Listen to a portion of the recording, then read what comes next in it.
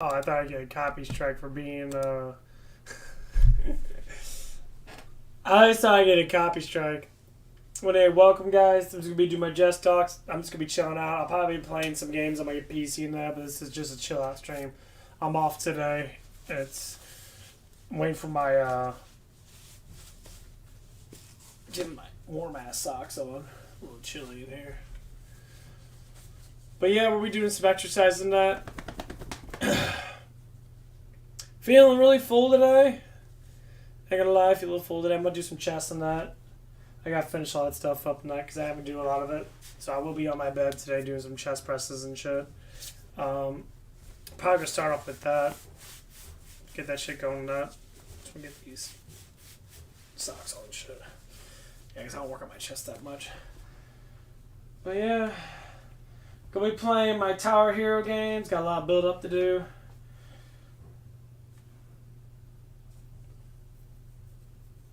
Been going through it pretty quick in that. Just trying to. I need to get past 500 so I can get some new shit.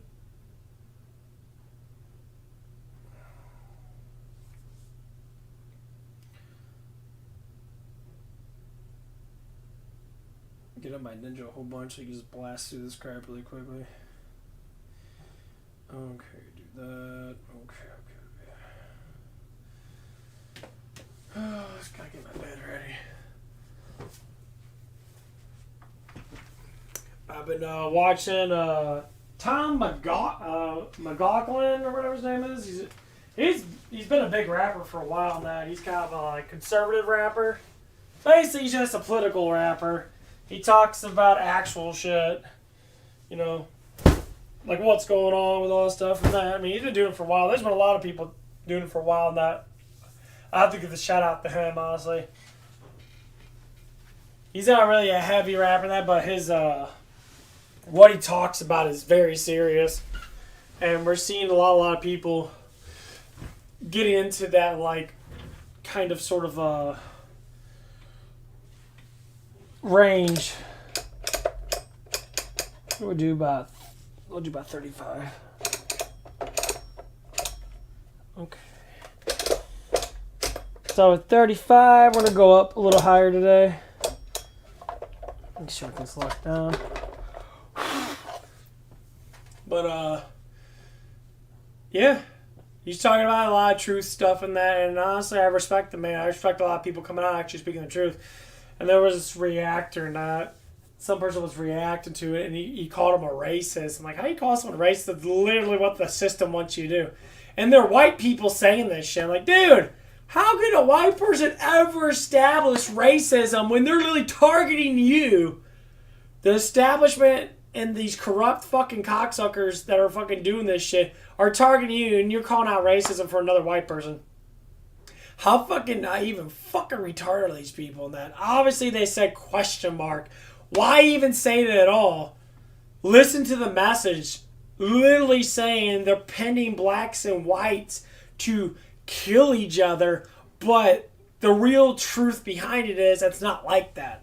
You don't see what they think that they see. They think they see a whole bunch of Ku Klux Klan members walking down the street in black communities. Yeah, let's see that shit go down. Get your loyal fucking far left, Ku Klux Klan members and push them into the ghetto city and see how that shit goes down. Let's see how that shit goes down. Because I think that's what it is. I think it's the other side doing it. I think it's the right side doing it. What's up, Sam? And they're constantly doing this fucking shit. It's like, dude, you don't know that the far left has created the Ku Klux Klan to torment the black community, right? Oh, sorry. You guys didn't know that? You guys didn't do any research on it? You guys are just believing what you see on the news? You got tripping balls, man. You guys are the dumbest motherfuckers ever. I looked up the definition where the Ku Klux Klan came from, and it always says Democrats, Democrats, Democrats, Democrats, Democrats. You don't want to believe it, but you dumbasses keep on playing fucking games and that. I'm always going to say this.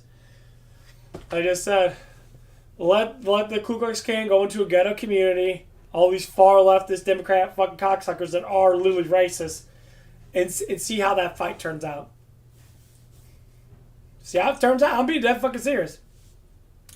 They're the true white supremacies, and people believe that it's just the average white people. People just working their jobs and that, supporting their families and that, paying their fucking high ass taxes and that, because you have to be taxed by everything. So people are always broke because if you don't save every ounce of money, you have the bare minimum entertainment. Like I look at my life, okay, I got an easy life. I live with my parents.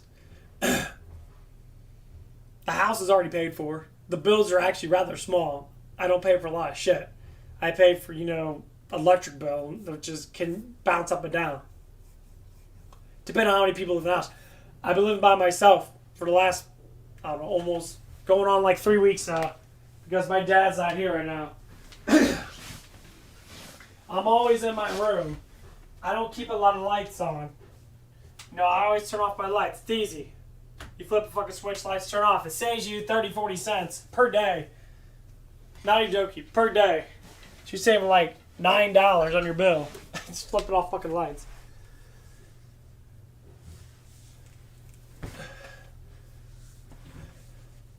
$2.50? Well, that's what I'm saying is like the whole money thing that people always want to say, I have no money.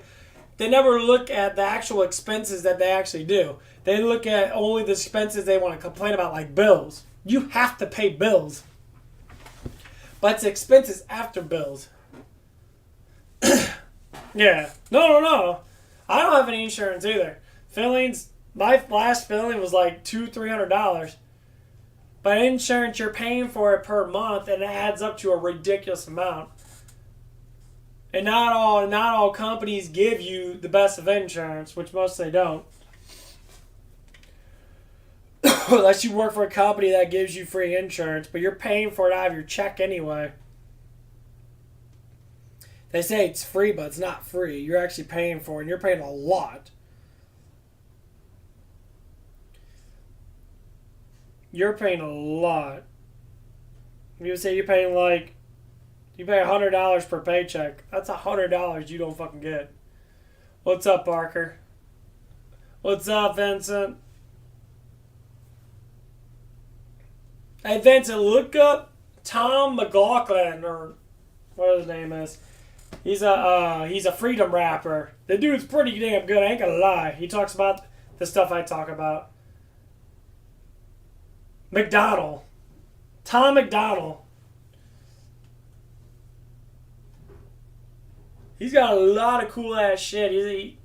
He's not a ghetto rapper, he's a freedom rapper. He actually talks about actual shit that's happening. And I'll tell you what, he's really good. He's been doing it for like quite a few years. Tom McDonald.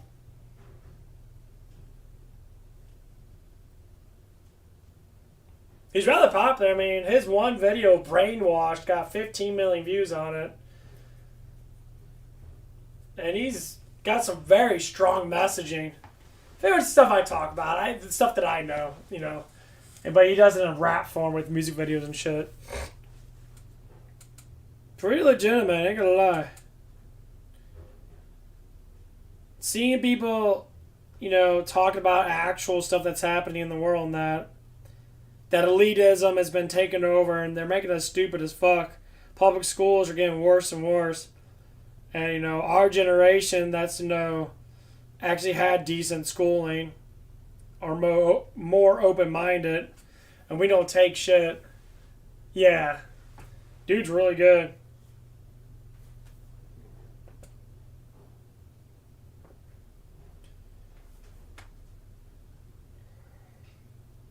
And people call him racist. Because he's talking about the system fucking you, and you're like,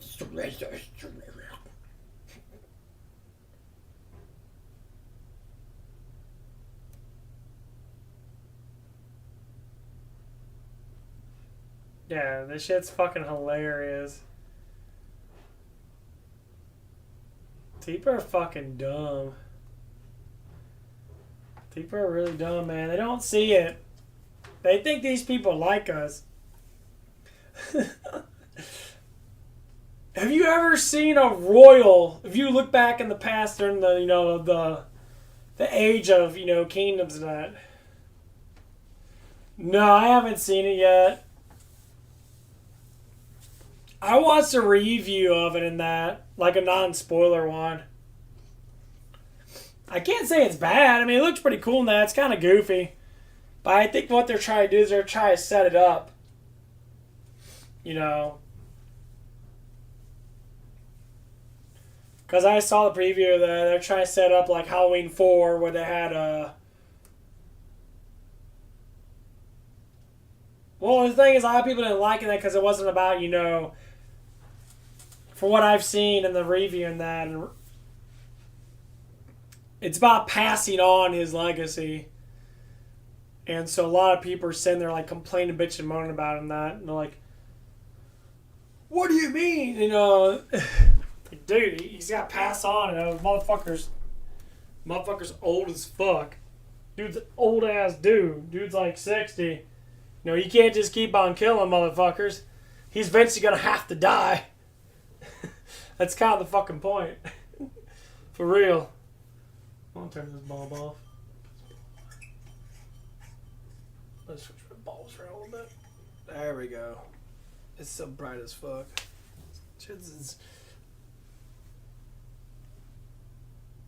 I gotta do some warm-up sets. I'm actually doing my chest and all that shit today.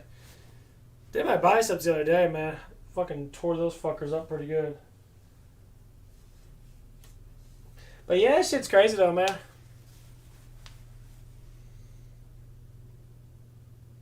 Well, people have their opinions, and they look at movies so direct, and they don't. They have this belief in their mind, and their belief in their mind is always something of like, well, Mike Myers should be a killer forever. He should be an immortal being like Jason or something like that. But it's like Michael's just a human.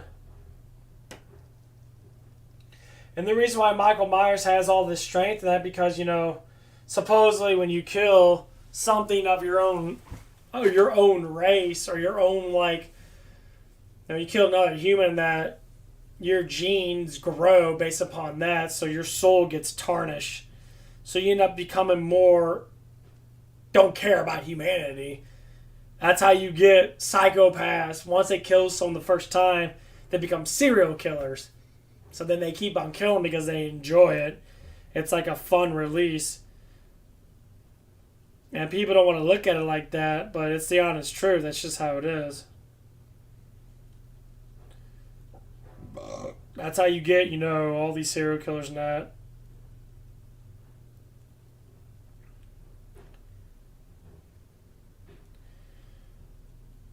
But honestly, a lot of it's because they're brainwashed by society and that, and they trip over stupid shit because they don't know where they're at.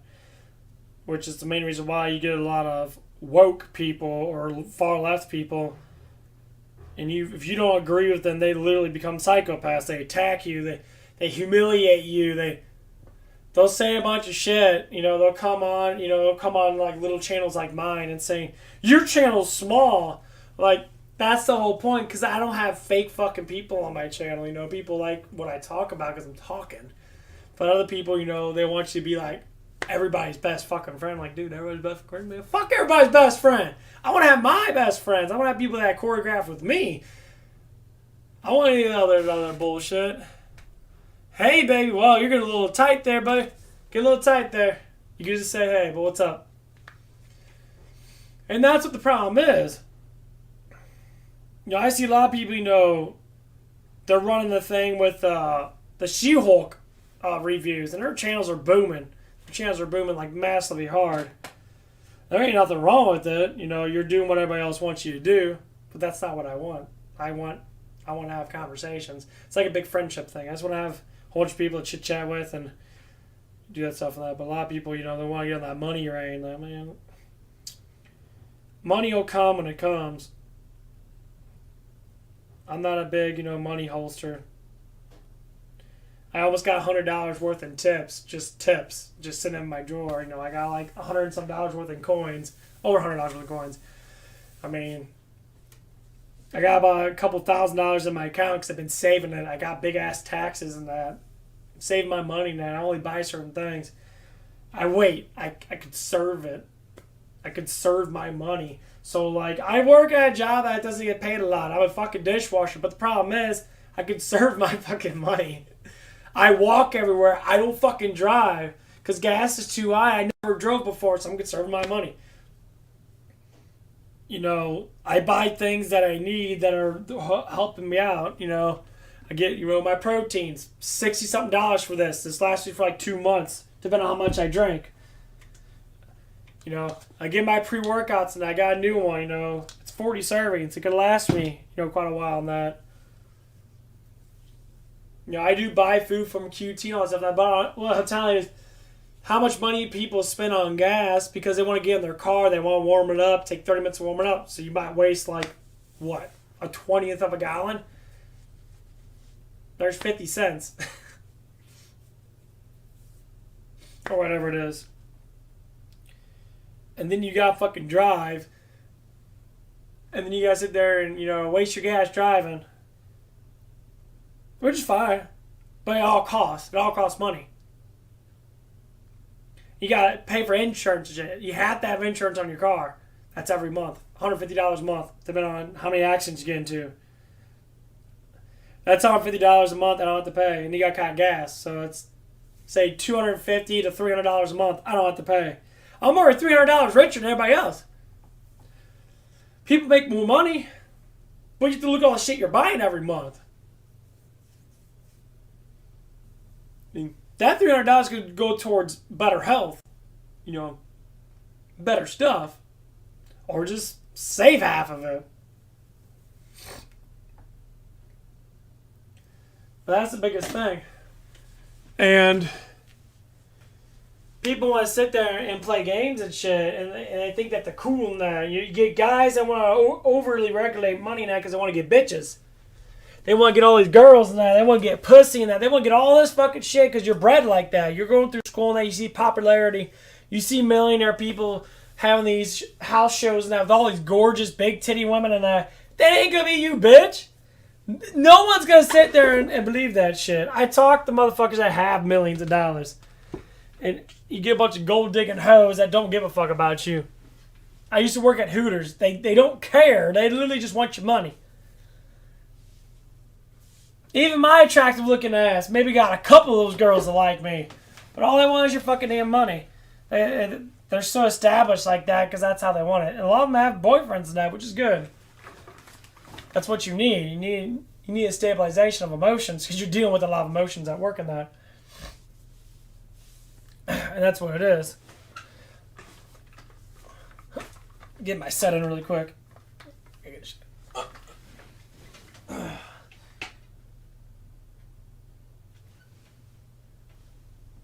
One, 2, 3,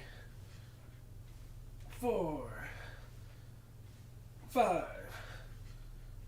6, 7, 9, 10, 11, 12, 13, 14, 15, 16. Oh, there it goes. 17. Feeling the burn, baby. 18. 19. 20. Woo, that was a good one. Oh, man. That was a good little set. Oh, I gotta get up now. Oh, okay. Woo! Let's get getting that pump now. Chest getting a little bit pump. I gotta work on my chest a lot. So I get a little pump down my chest.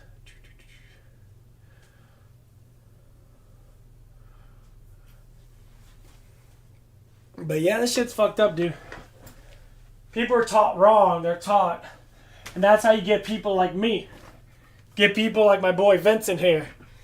You get people that want to, sit there and they look at life from a different perspective because we're used to being the way that we want to be. You look at gamers. You look at the dorky people. They do whatever they choose to do. They don't give a shit about women, as in they don't want them like that. I know a lot of dorky ass guys like me. I mean, obviously, I'm more of a stud than a dork, but the biggest thing is, I don't think like I'm a stud. I've been called a player my whole entire damn life. You're a player because you're attractive looking, blah, blah, blah. That's fine now. You can call me whatever you want to call me that. But what the fuck does that even mean? I'm just attractive looking, okay? There's no words behind it besides I'm good looking. And not every woman thinks I'm good looking. Some women don't even fucking like me at all. Some women don't even like the way I fucking look. Mainly because I'm probably not skinny enough, but that's how they normally play it. Even I was like, I never go by weight. I say if you're healthy and you maintain a good flow of life, that's all I really want. I mean, but being healthy is normally, it's a choice. It's a regulated choice to keep pushing yourself every year. Like this, like until New Year's and that, I'm gonna be exercising more. I'm gonna be performing more. I'm gonna be doing things more because I need my body to build up because I'm getting old. I'm gonna be 33 next year. And that's going to help promote my channel too because people want to see me do workout videos and that. So I'm just doing Just Talks and I'm lifting weights. So, I mean, it's a progress every year. It's like Vincent said, he's losing weight. Did I have anything to do with it? Probably a little bit. If you talk about it enough, you normally want to do it. When you see weights on someone's bed and you're sitting there like, oh, you're lifting weights, you see how bulky I am, you're thinking, okay, he lifts weights.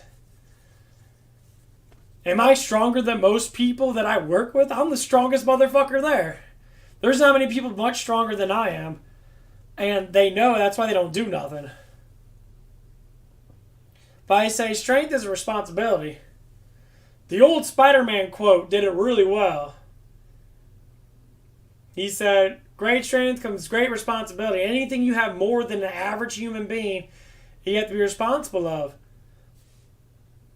Same thing with money and that. Money's a huge thing too, because a lot of people have a lot of money in that.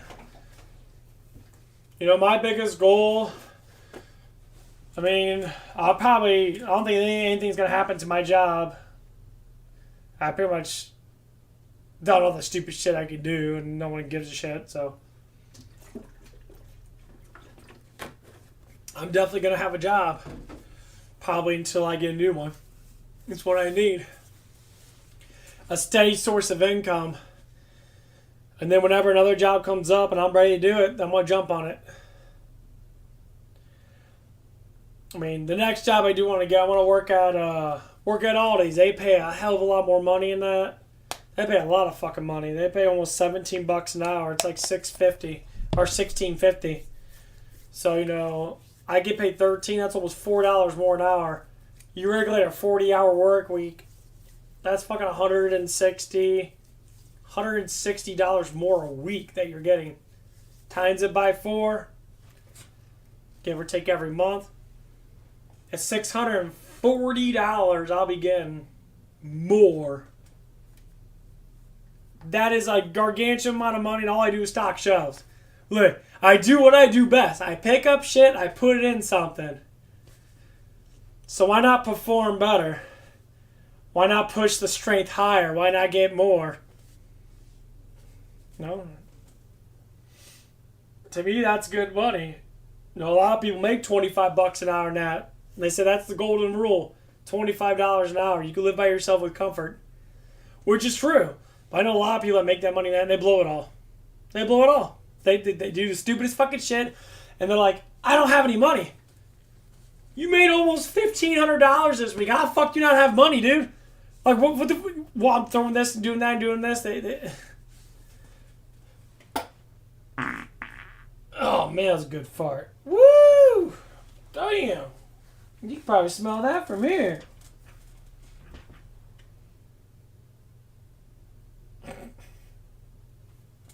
But yeah, that's what people do now. I talk to a lot of people that make hella more money. Maybe they have no money. Like, what the fuck, dude? Are you serious? No, you're good, bro.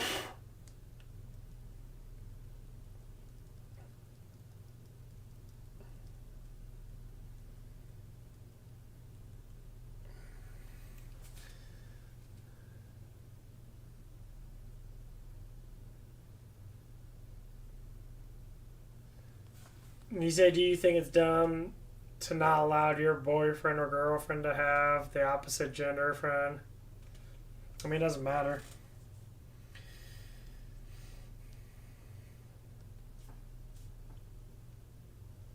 Where did this come from? That was a very specific question.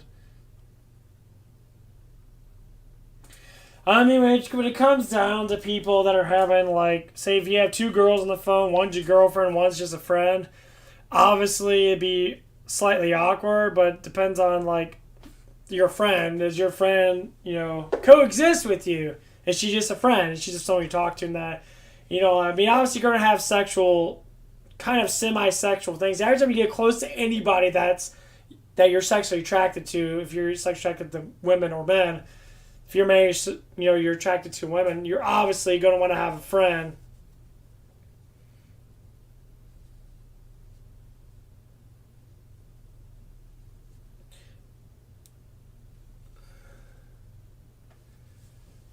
Parker, Duke the bad guy? For what I saw in the, if you looked up the trailer for the one thing, yeah. Duke looks like he's the bad guy in the new DLC. Because I saw he had a mask on him and he was actually summoning these creatures and shit, which is actually really weird. I don't know how he does in that, but we'll find out on the 28th. Because it's coming out on the 28th. Yeah, because a friend of mine isn't allowed to do that because his boyfriend or his girlfriend doesn't want it. Jealousy. So, like, the biggest part of most relationships I've noticed nowadays that people are purely get jealous over simple facts of belief. So they're doctrinated to believe that person should only be for them, 100% for them, doesn't matter what they do. And they see anybody come into that circle, they immediately start thinking that you're having sex with them, you want to fuck them, you want to get closer to them. And, like, that's a huge problem. Because people aren't open anymore. They close their minds. They think they're living in this fucking bubble. And this bubble is ridiculous, honestly. This bubble is tremendously fucking retarded. And people always seem to be doing that shit. And, like, it's just a goof. They get jealous super easily. They have no, like, manhood. They have no confidence in their relationship. They just believe instantly, it's no trust. It's basically you don't trust your partner to have someone come on. You think that you're trying to do something with them. And that's what it is. It comes down to trust. And trust is the biggest thing that most people seem to, like, sit there and destroy right off the bat when something breaks into their little bubble. And it is a difficult thing because you believe all the shit and that you think they know. And that person distrusts you by saying, oh yeah, I'm going to hang out with a friend and that. And you don't say, okay, whatever, don't care. Have fun. You're saying, what's his name? I mean, obviously you want to say certain questions. What's this guy's name? And how you affiliated with him. I said, I was just with his friends and that. Don't worry about it. I'll be with my girlfriend tonight. We're just going to hang out and that. That's it. That's the end of the discussion. But, like, the stuff I used to do is I used to sit there and I used to ponder about, oh, they're having sex and stuff like that. People don't do that. When a woman really likes a man, they're going to be 100% with that man. Same thing with the man that really likes a woman if they're confident in that. So, like, for instance, one of the girls at work is having issues with her man. Evidently, I'm not 100% sure, but evidently this person cheated on her. So instead of breaking up with him and saying, I'm done with you, fuck off, leave me alone, she puts him on a tracker. She tracks his phone, from what she told me. Because, everyone talks so much about this stuff and that. I'm just like, why are you supporting the thing that he's going to change? The dude already literally cheated on you. He evidently does not care about you enough. The conversation does this because the dude gets slightly jealous around me. I don't do nothing. I just sit there and just laugh because I don't give a fuck. Now, I already told both of them when they were together, they're all hugging at each other and all this, simple emotional shit that they think that's what a relationship is constantly giving out emotions and wanting to have sex and shit. So a relationship ain't about just sex. Relationships are about more than just that. And you guys keep putting yourself in this situation over and over and over and over again. And then you wonder why you can't find a decent boyfriend because guys always assume this shit. Stop dating so much. Stop dating so much.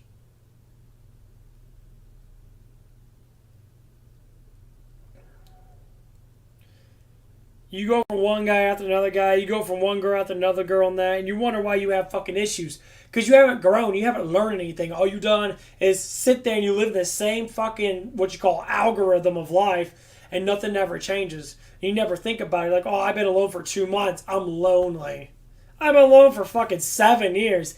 I don't care because I'm not alone. I have myself. I have people that I work with. I have people I talk to online that I have, my workout routines that I'm always doing something, or at least trying to.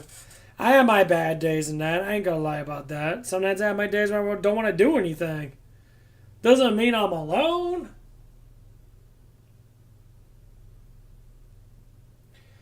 But people picture that inside their head over and over again. I've done that before. You know what it is? Because you're a fucking idiot. You know absolutely nothing. You believe in everything. You believe in this culture war. All these fucking gurus and shit. All these fucking deadbeat cocksuckers that make money off your stupid ass because they say common sense shit like, trust your woman. Oh my God, I didn't know that. Yeah, motherfucker. Trust the person you're with. If you have the confidence to ask that person out, you probably should trust her, right? Not 4 months later saying, I don't feel well, bitch. I think you're cheating on me. And she's like, I'm not doing anything. I came over here. And then she fucking gives you pussy. She has sex with you. She makes you feel good. And then, afterwards, the next day, and that you feel fucking bad because she ain't by your side every 24 seconds. Dude, I'm talking about from a man's perspective. I see this shit a lot. Grow some fucking nuts, dude. Have some fucking honor in yourself. You look like a fucking little kid. You don't do nothing. You sit around all day. A lot of people do this shit. They sit around all day, smoke weed all day, which is fine if you got established life. I know Voodoo smokes a lot of weed, but I'll tell you what, he's a lot more established than half these other motherfuckers I see. But even still, they do a bunch of shit and they have to maintain their mind because they have nothing else to do. Men should be flooding these gyms around the area. They should be all lifting weights together, boxing, doing something, spending a couple hours at the gym and that, fucking around and shit. I see people at the gym, they're all weak. Most of the people that come in with big old groups of bunch of dick-sucking people and that, sit around and gnawing each other's fucking cocks and shit. It's not a gay pun intended, but, they're all doing this pretend manly shit and that. And when a girl comes around, they all go fucking deadpan. Then when a guy like me approaches that woman, I'm just talking to him normal, they sit there and get all fucking pissed off at me. Dude, you're a fucking moron. You're just a dumb motherfucker. You're trying to get laid. If I was trying to get laid, I'd be laid already. I push back on that shit. You guys keep pushing forward on that crap, and then you get this woman super fucking emotionalized thinking that she's in love. Guess what happens? As soon as you get pussy, you fucking back out on it because you don't want a commitment. Because you think you have to play the fucking game. This same motherfucking Monopoly, dude. This ain't a fucking board game. You just roll the fucking dice and move along. This is real life. This ain't like video games like Grand Theft Auto 5. All these motherfuckers that play this stupid ass garbage ass shit thinking that they're gangster and shit because they play a fucking video game. Fine, have your fun in that. But real life is not that game. You're living a life that is completely far from reality because you're believing. Your ego keeps you in belief. Someone tells you the truth, you fucking deny it. I talked to this one guy that's having the problems with his girlfriend or whatever. Obviously, I don't give a shit about it. I don't give a shit about his problem that, but I'm just throwing out this context because it makes perfect sense for people to hear this shit. I went up to him and that they were getting an argument about whatever the fuck it was. Don't care, doesn't matter. All I know is it was an argument. I told him something. He related to it as it wasn't anything to do with him. It wasn't his fault. I say, it seems like you're in trouble, bro. Did you get in trouble or something? First thing he stated, I'm a full grown man. I don't get in trouble. I thought in my mind that was the dumbest fucking reply I ever fucking heard. You got caught with something. All you're going to say, I'm a full grown man. You ain't full grown. How the hell are you full grown? You can't even admit that you got in trouble. And obviously, I don't dislike this guy or nothing, but you're literally telling me, a dude that's older than you, that has a hell of a lot more respect for his fucking himself, and you're sitting there pushing his front saying that I'm not in trouble, but you got caught, bitch. How about you establish yourself and say, baby, I'm sorry, I didn't mean to do it. But it's bullshit. You're gonna say, yeah, I want to fuck that bitch in the ass. Her ass was good. I want to bust it a nut. You actually tell the fucking truth and just fucking learn from it, maybe become a better man. No, you gotta hide it. I see a lot of men do that. They gotta hide it. They're egotistic fucking retards. They gotta hide this shit. And people always do this shit. And I see it day in, day out. The woman's a great woman. I work with her all the time. She's pretty cool, you know. She's very easygoing in that, you know. But, you know, I don't do anything. They instantly think I'm trying to have sex with this woman. Well, damn. I don't even do. I smile at her. I make her laugh. I just talk to her. I'm a happy-going guy. But in their believable minds, what they think. You're a player. You're trying to sleep with her. You have more pussy than me. But you're saying I'm a player? How about you get that stupid mentality out of your head?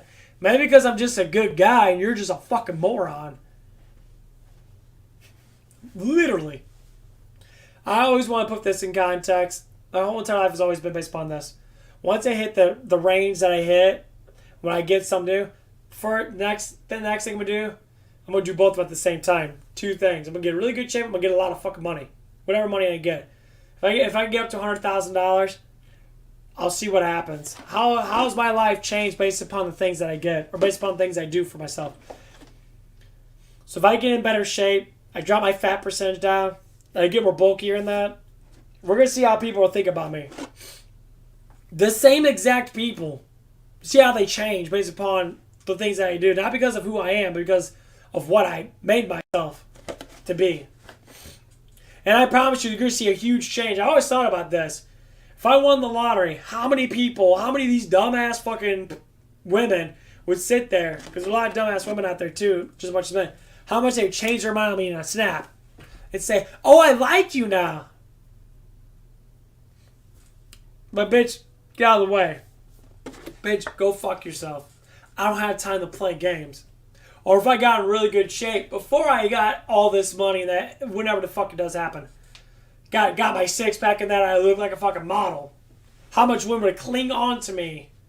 How much women would look at me and drool and want to suck my cock and all this other stupid shit? I promise you, it always happens like that. When people see big change in people, just with their bodies, now I know a lot of ugly ass motherfucking guys. All they do is work out. Their bodies are their beauty. Their faces look like someone shitted on them. But girls fall from because their bodies and that. What is up, my man or woman? Sometimes names are for both genders. So how you doing today, bud?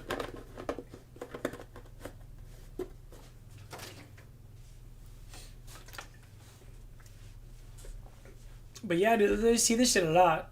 I'm actually about to go do my set again.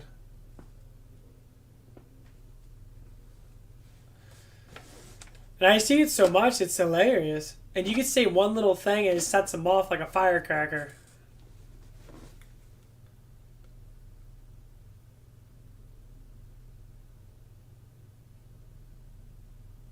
Playing Diablo 2? Yeah, I played a lot of Diablo 2.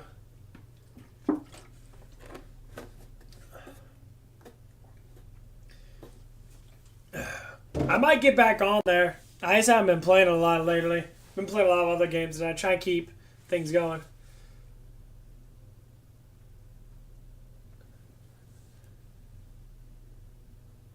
Oh, I appreciate it, man. Thank you. Yeah, the world is crazy in that, but that's why we gotta establish our fronts. That's the reason why I do what I do. I talk what I talk. I've been doing pretty good. I gotta eat another meal here in a little bit. I'm gonna get this other set in. Oh.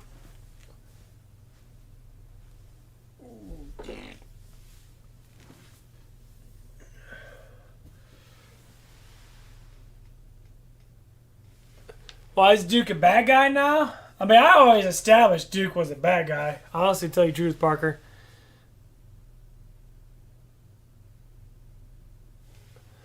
Oh, you see more of it? Yeah, it's just a long ass hallway, basically. It's not too bad. It's just the garage is on this side, and that cold air beats on this garage, because the garage door's a little fucked up and so that stuff comes in. It gets cold in my room, so I gotta leave my door open and that. Okay, let's see this shit.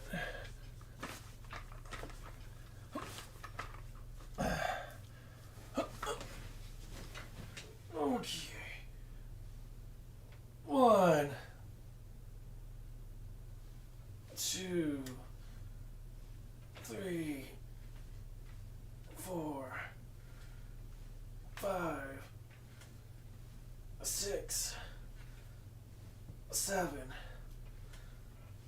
8, 9, 10, 11, 12, 13, 14, 16, 17, 18, 19. Ooh. Well, still keeping at 20. Oh, man. It feels pretty good. So I get a little bit more pump in my chest. That's what I want.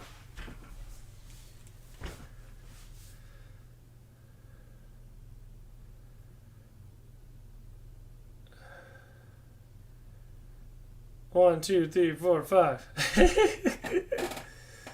Take 20. Yeah, I'm trying to find a good control range when I lift.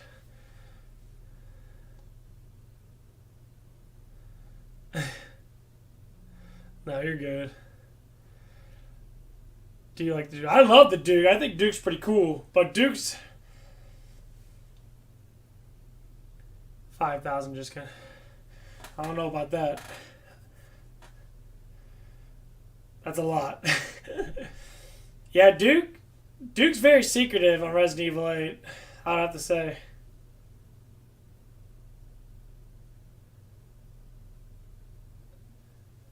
Yeah. That's why I like my Bowflex weights. Bowflex weights are pretty cool. I like the interchangeable things. I can go through it really quickly.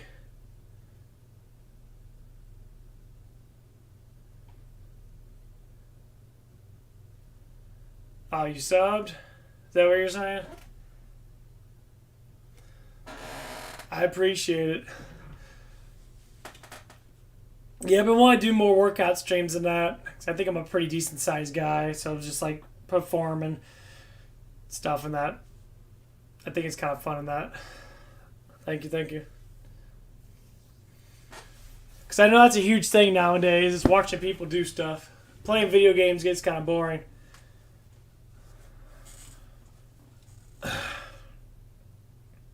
You know I play video games a lot, but, you know.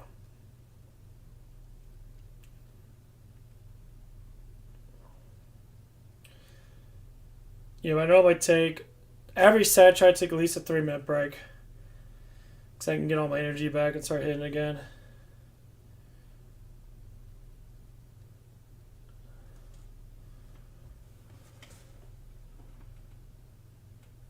When will Jack Baker be back alive again? I have no idea if he's going to be back alive or not. I'll say the truth.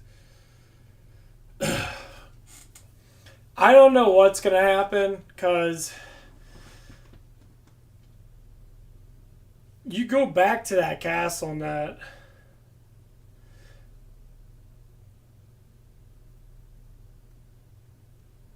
And, like, you go back to the castle, it's been blowing up and that, so I don't know if it's a dream, because I only saw the review of it, or the thing of it.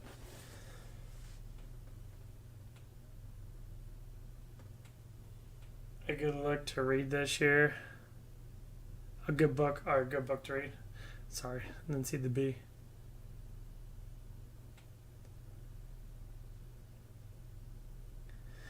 Yeah, I'm not really... I don't mind like looking at articles and that stuff and that. But I do intensely amount of research in that. One of the biggest books, I mean, there's no point in reading because most books you can put like in small amount of context and normally solves the whole book, like you're reading it. Art of War, it's a Japanese book. It's some Japanese, well, it's a Japanese guy that created the book and that talk about how civilization works. You know, how we have wars and that. People get tough for a war. And then tough people progress the generation. You always have peace. And then when there's not war, the next generation that the strong generation makes becomes weak. And then another war sets up. And I think it kind of makes sense in our society now. Because we're pretty much at war right now. You know, we're at war with our freedoms and that. The whole world is.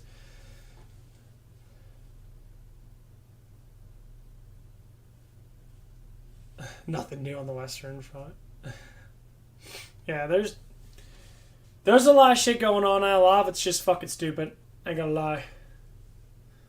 Yeah, it's all elitist gains, honestly. With little lady, I hope Lady D comes back to life. I know you can play her on mercenary mode. I hope she does come back to life. Honestly, I like Lady D. Maybe her consciousness will be back to life. Maybe she's the one that's helping you and telling you that Duke is the whole point. Duke is the bad guy or whatever.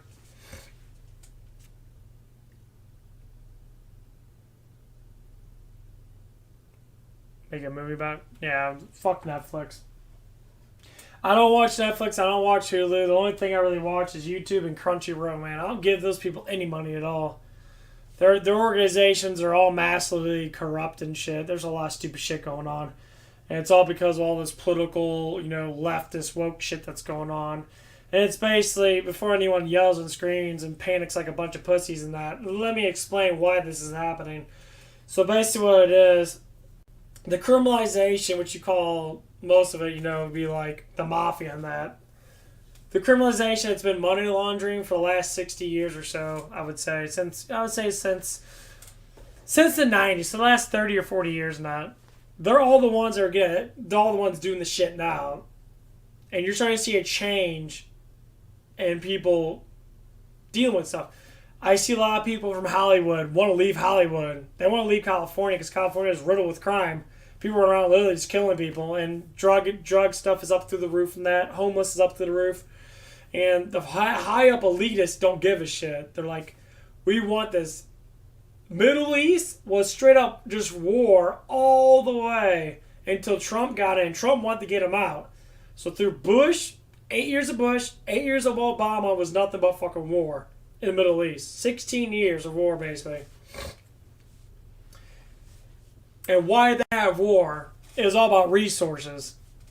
They all want resources, but we have resources in our own country that we don't even use. That's how this whole term event happened.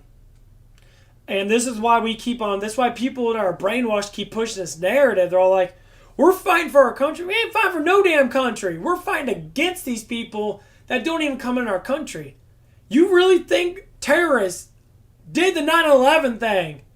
Of all these years we've been tormenting their country and that. Give me a fucking break, people. You're so fucking dumb. We are the most powerfulest country on our existence. We are the most powerful country. No one fucks with America. Because we have our dicks in everybody else's ass. We are the richest. We have the best technology. People always say, well, what about this and what about that? They do not compare. We steal from everybody else. We take a lot of our technology back during the 40s and 50s and 60s, and we coagulate it into one thing, which is the United States. That's why we have all this technology. We have technology that's 20, 30, 40 years in the future already. They don't want to share it with us because they don't fucking care. They can't money negate it. They can't make money off of it because they don't know how to do it. Because a lot of the new technology is free energy. A lot of it's free energy. Literally, there was a guy that did a test. He took a magnet with some freaking took a magnet and some copper coil. He wrapped up a whole bunch of copper coil in that. He put like a magnet in it, and then he put his like charger underneath the thing, or he put the things in between the little loops and the little charger thing for your charger that goes inside the plug. And literally, he was charging his phone with free energy. The magnet and the coils were literally, magnets produce constant magnetism. And it was sucking in energy from the ether, which is the electrical pulse that our planes of existence has. Number one, we're not a fucking globe. Number two, we're a plane of existence. We are electrical planes. Why we are here, we're electrical beings. We run off electricity. That's why we eat metals. We need metals in our body for our brain to function, to send pulses through our nervous system to fucking move. How dumb are you to not think that shit? Everything is correspondence to us. Our Creator has created this for us. That's why it's regulated for us. All the animals, all the insects, everything's regulated towards us. We are the dominatory people on our planes of existence. We are the top of the top. Why? Because we have technology, we have knowledge, we have, we have more means of existing in higher qualities than animals do. You ever seen an animal talk? Fuck no. When? Besides parrots. Okay.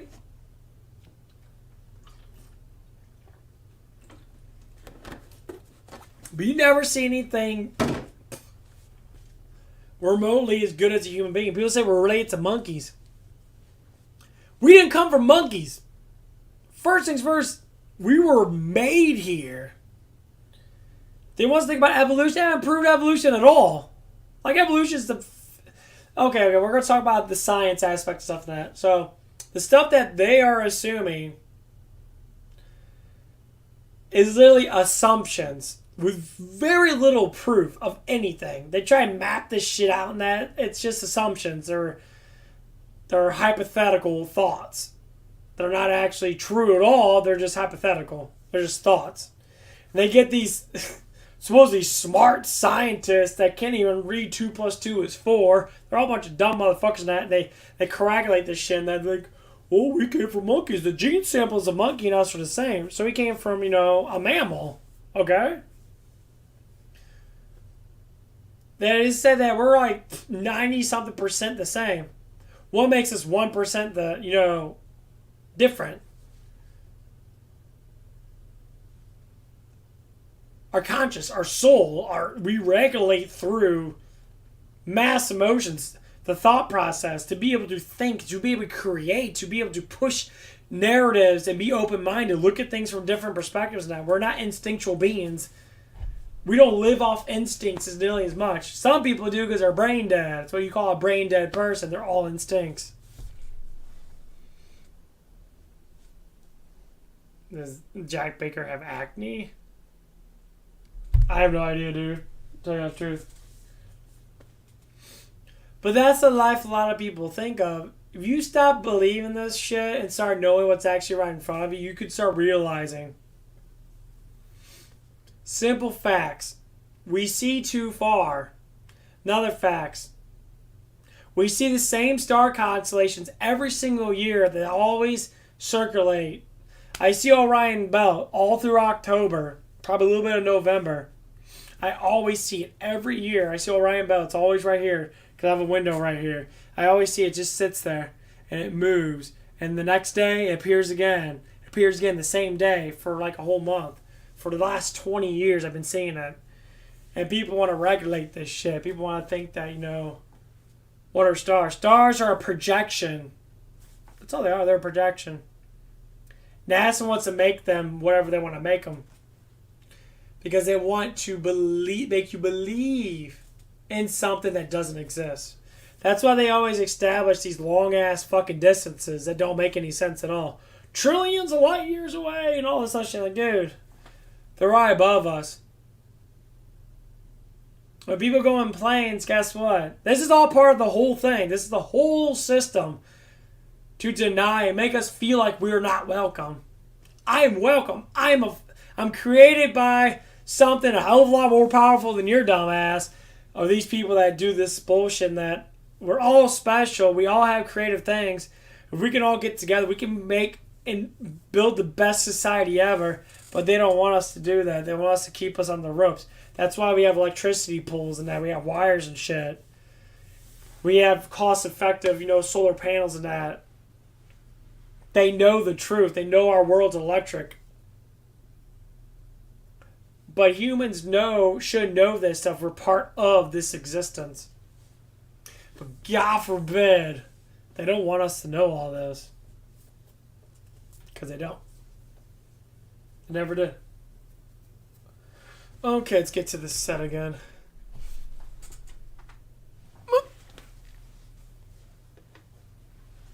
Believe it or not, the truth is the truth. And people look at it and be like, oh, you either know the full truth or you don't know the truth at all. You can know the aspect of truth. You can know a little bit about truth.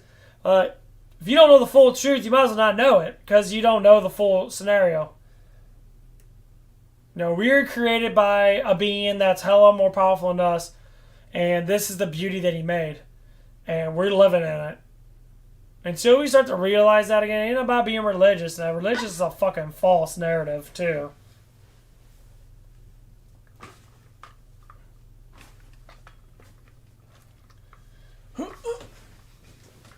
Okay.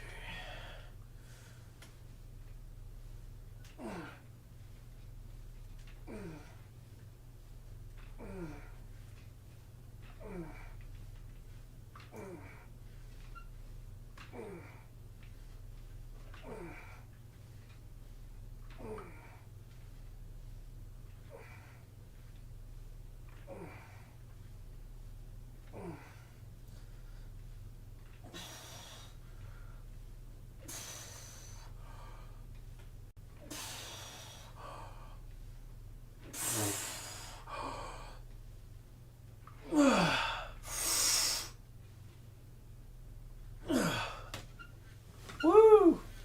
I don't think I did 20 that time. That's good, though.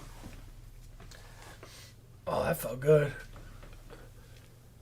That felt really good. Woo! Feeling good.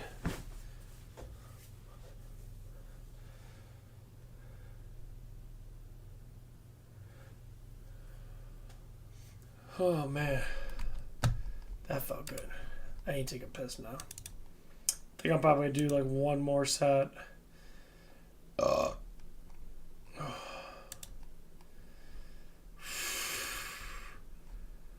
Do one more set. Let's see what happens.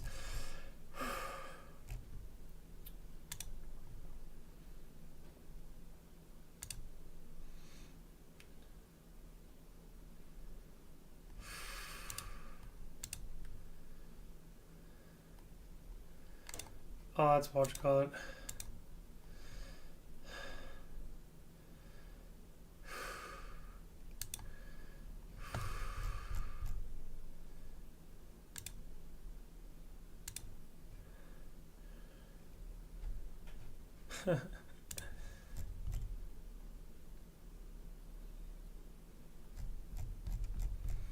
Who's that other person that says something?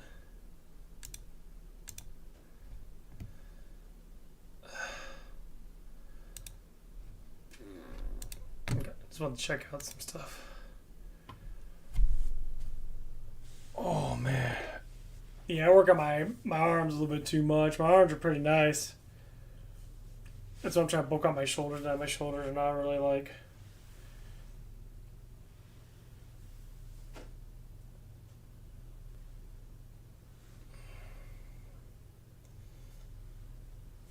My right shoulder's so much bigger. Yeah, I always had big ass triceps and that. That actually makes up like half my fucking arm is my triceps. So that's my plan for this. Get my chest bigger, work on a little bit of shoulders and shit. Try to keep things going because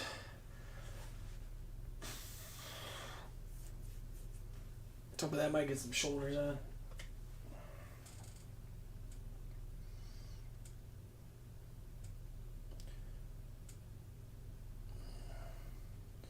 Yeah, but enough about all that other stuff and that. Basically, I like to talk about, I always do, I like to talk about how people are and that, how we can develop a little bit better. 'Cause a lot of people are lost, and they're lost pretty good. And I ain't gonna lie about that shit. Some people are lost really bad. And they don't know what to do. And they rely on people online to show them, which is true. You know, you can. Let me tell you, it does get any more truthful with what I have to say. Because I'm right there with you. I've been through it all. You know, for the most part. A lot of people out there, man. Whew, they're really lost. Their egos are super fucking big. And they think in like Pacific ways. They're just fucking garbage.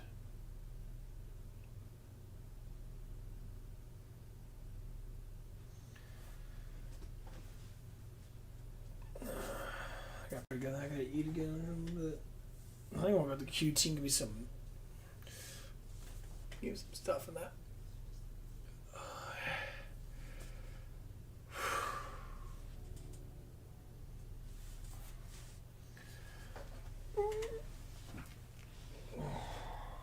I think that's good enough.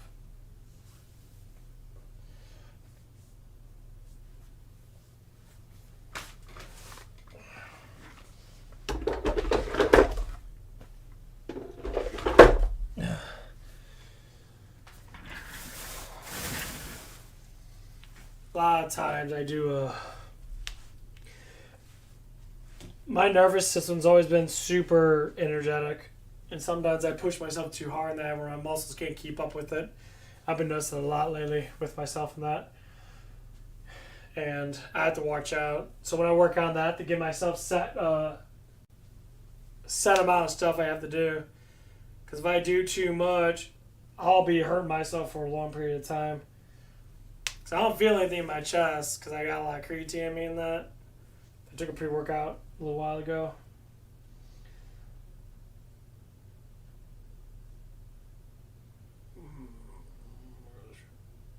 Okay, I'll be right back. Gotta go pee!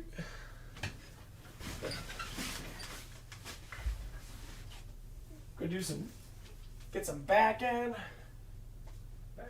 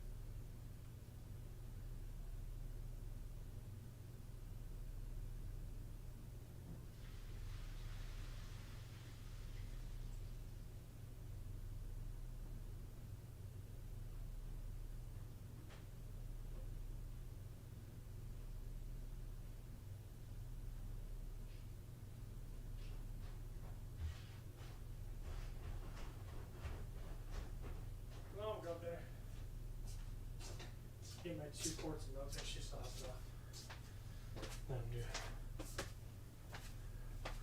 enough. Okay, I'm back. What?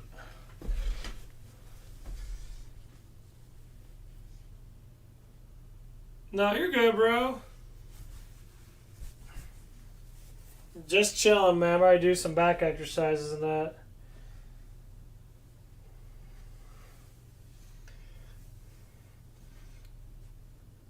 Got another sub. Whoop, whoop. Almost at 220. I really want to get monetized hella bad, for real. I just want to get this shit going so I can at least make something. Probably make more with tips than I would actual, like, ad revenue. Okay. Look down. Up. Up. Up. Up.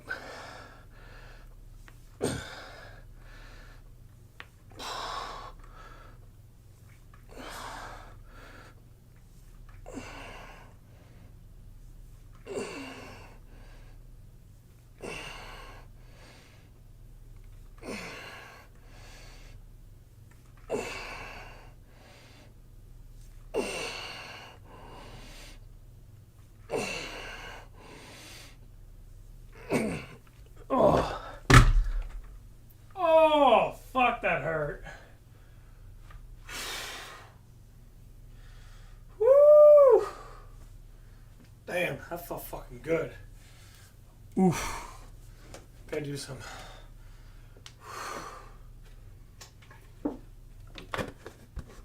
Oh. Talk about that.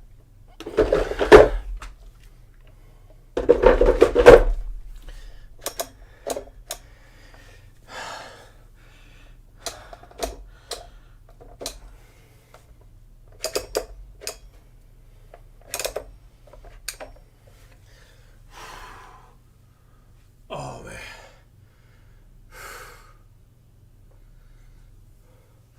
Get some shoulders in. Oh, that felt really good.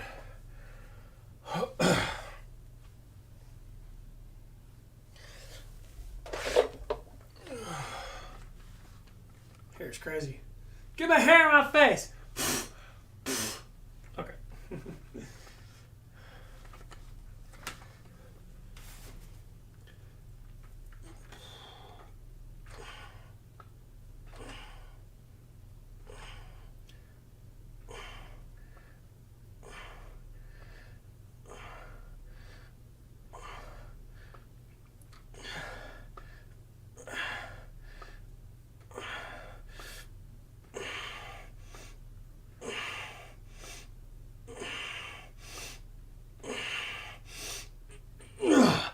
Oh my god, hurt the bitch. Oh.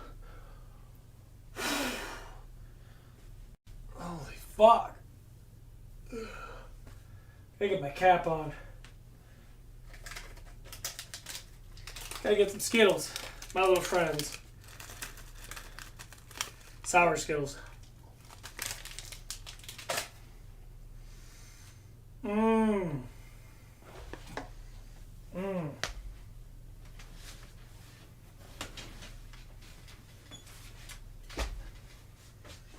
Mmm.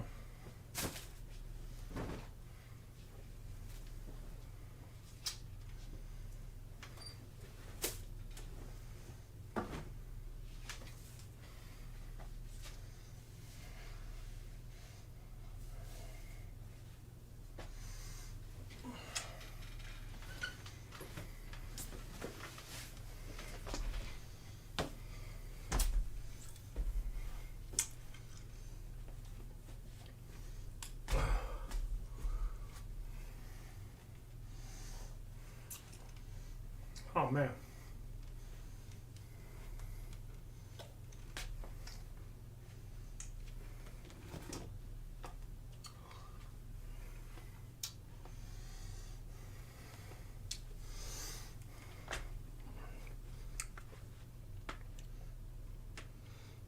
Do some stretches. Mm. Mm.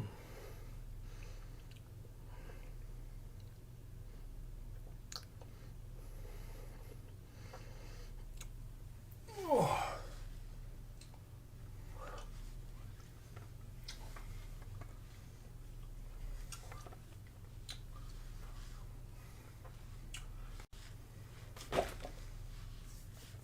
Nose itches.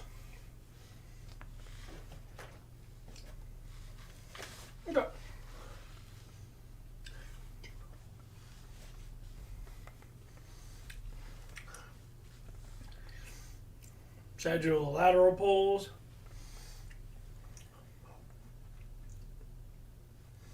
I'm gonna do some flaps if I can do them.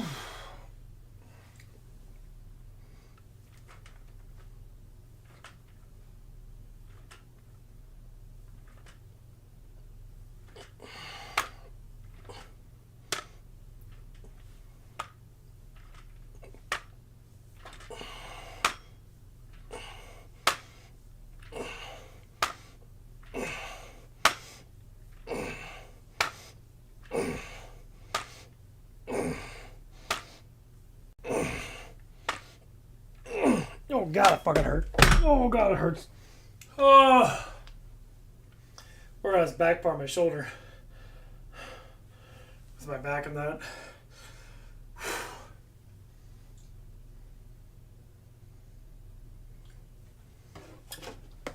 Oh fuck.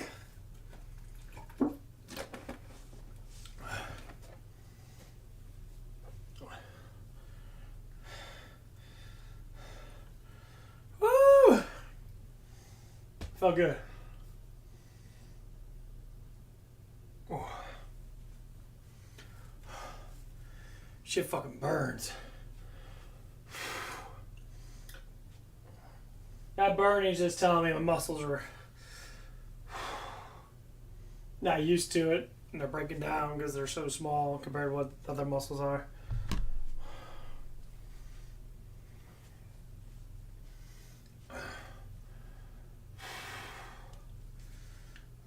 The simple strength of the body of like the everyday worker needs to have is you need to be able to pick up what they say 50 pounds supposedly.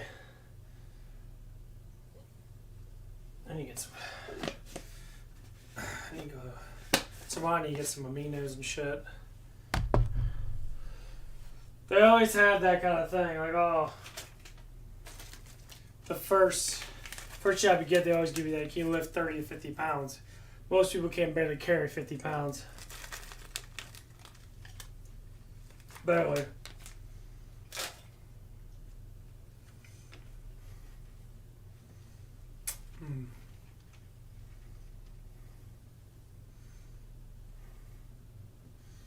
Mm-hmm.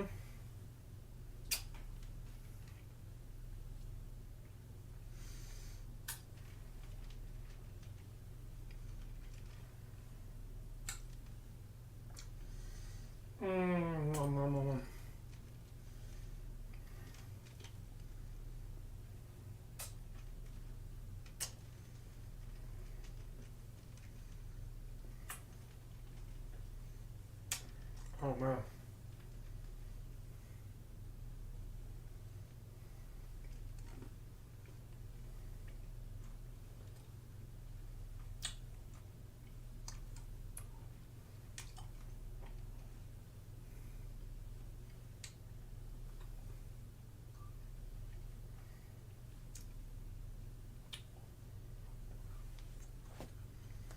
Woo, woo.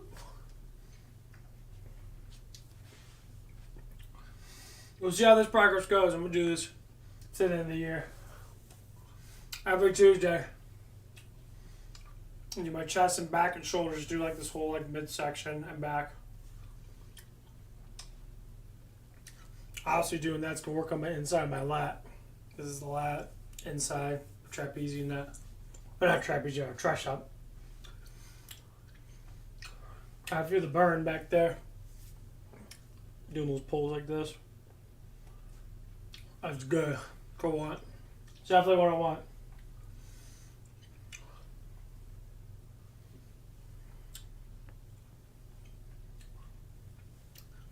There's one point I'm a natural person, so I don't really have anything really. I take Turk Builder. I don't know any. I know a difference within that, but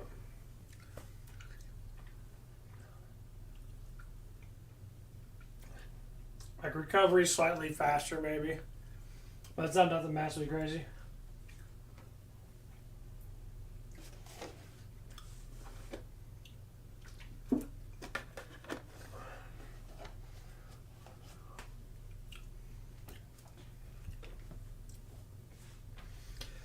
But I noticed my strength has been getting higher than that ever since I started lifting in the last week or so. I noticed a steadily strength increase. By a very small percentage, obviously. Because I'm a rather decent sized man.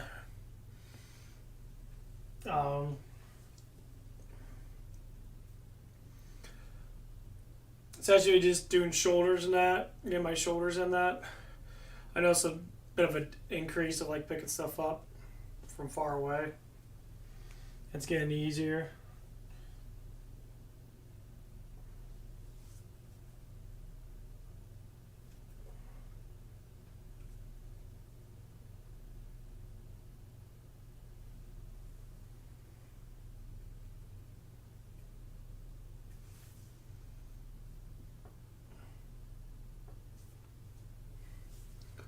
What's up, Tune? And yeah, it's just simple things, honestly. So I like the Bowflex weights. The Bowflex weight dumbbells are very nice. They work out really well. Say if you could do everything, get up to the maximum weight. If you could do shoulders at 52 pounds, you could do your chest press at 52 pounds. Be able to do it consistently. They do your tricep extensions and that, and do your lat pulls and all that shit. I'll tell you what, that's a lot of strength. You'll develop very nicely. And of course, you gotta do your squats and shit. Stuff like that. I'll tell you what, it works. Do a little bit each day, and you just keep on doing a little bit. Take your breaks. Take 3-4 minute breaks if you have to. Just get right back into it, you know. So that's what you do.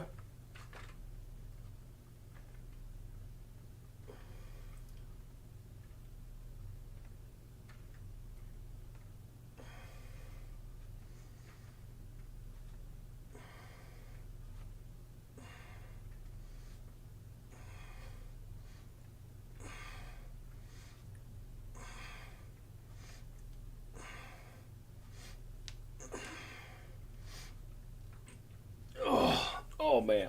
Oof. Oh, the weights always get heavy when you push them outwards. Fuck. But yeah.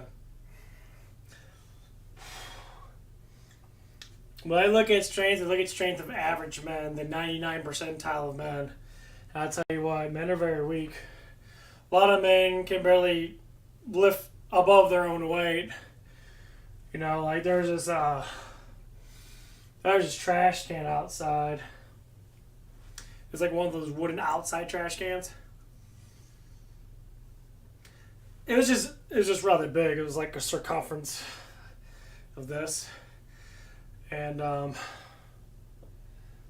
they had me pick up like a big ass wooden bench. Which I've done strongman training before, so I actually know how to pick up from the legs and kind of just get it up to the arms and be able to like push it over and that.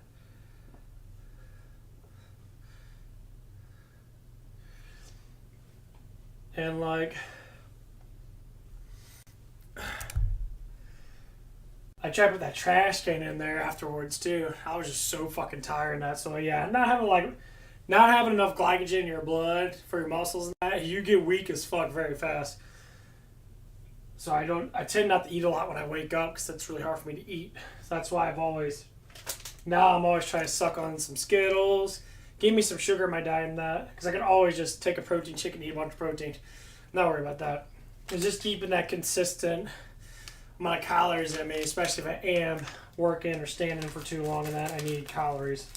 So, take Skittles. Always gotta taste the rainbow, man. Oh.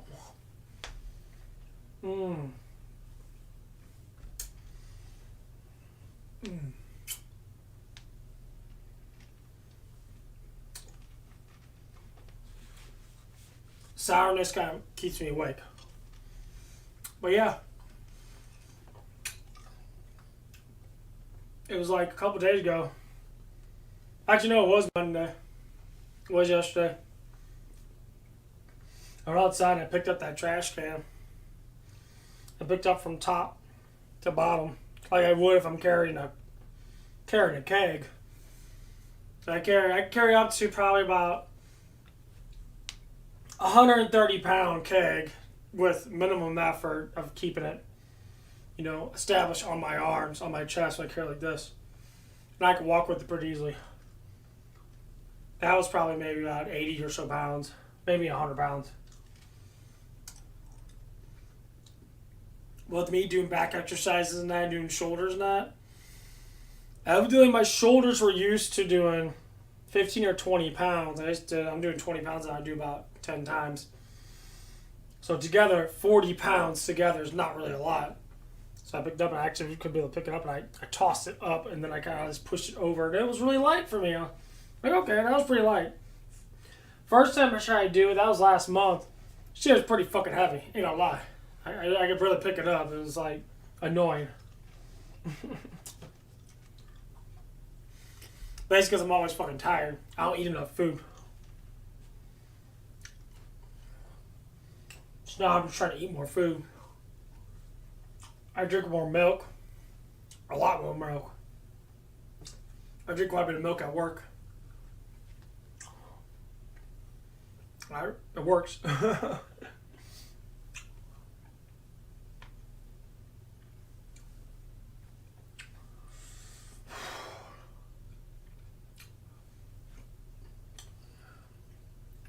Bringing my back in a little bit to my back.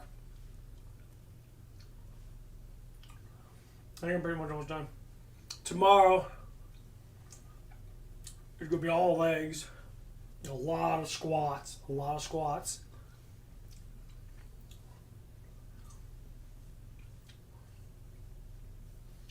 A lot of bent over exercises. Get some abs in there, get some glutes, get some hamstrings.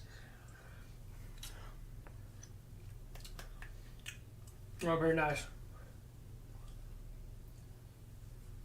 If I could develop the rest of my body, like develop like my arms and that, I'd look pretty fucking good, I ain't gonna lie.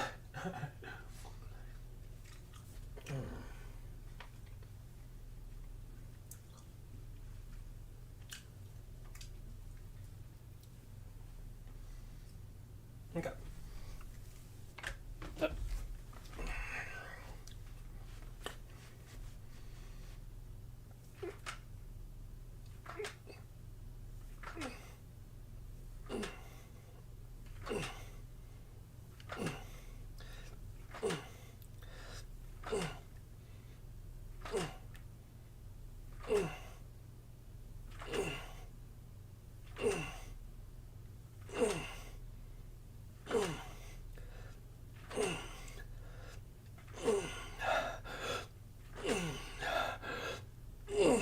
Oh. Woo! That felt pretty good. Yeah. You may think I'm using actually a lot of my shoulders in that, but once you pin your arms against your side, you do wing motions, you're always going to end up using your back. You may think you use your shoulders now, but as soon as your elbows touch, as soon as your bicep touches your side, as soon as it touches your side, you don't really use much shoulder. All you're using is the back. I can feel my back being turned. Like birds. When birds flap their wings, you use a lot of chest and back. Call them flappers. You keep everything tight. Just flap, flap. It works up the inside of that shoulder a little bit more, and it works out that back a little more, which are my most dangerous issues. And of course my abs and that, because I do a lot more abs actually. I can't lie about that.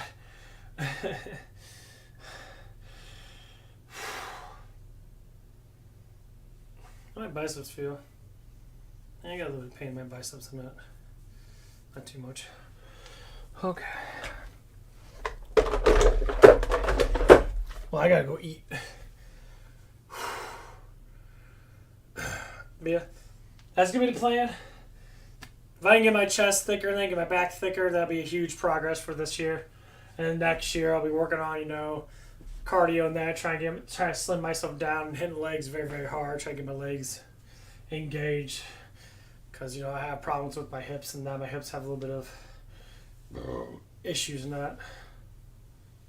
So I gotta try to work that shit in there. Well, let's build up a good body for next year. I don't give a shit about the girls and that. I don't have any problem attracting women. I don't care about that. I just like working out because I like being stronger. When I see something, it's like raise the roof, raise the roof, raise the roof. And like it establishes, being a more proficient man is to lift weights now because we have the genetics, we have the testosterone, we have the building blocks to be able to build more muscle and get more stronger than women do. So, I'm not saying women can't get strong, but males have the building block to be really strong. So you'd be able to do more stuff and that and be more healthy or not. And obviously, I believe in strength more than I believe in trimming. I'd rather be strong than be super fucking trimmed that, but I gotta build the muscle. Establish my body balance. I gotta be body balanced. I'm not balanced. My arms are too fucking big compared to my chest. My triceps are fucking gigantic compared to almost everything else that I have. My triceps are fucking thick as fuck. My shoulders are a lot smaller. So them shoulders need to get even with my triceps. Really, my triceps are fucking gigantically fucking huge. And this is all from doing like push-ups, a shit ton of tricep push-ups. My back part, that leads to my back. to my back. So that's why I'm trying to formulate a little bit more of these things. I can feel it tighten up back here. I do this. Tight. Tight. Tight. Because it's part of the back. The back system. Tight. You gotta orchestrate that.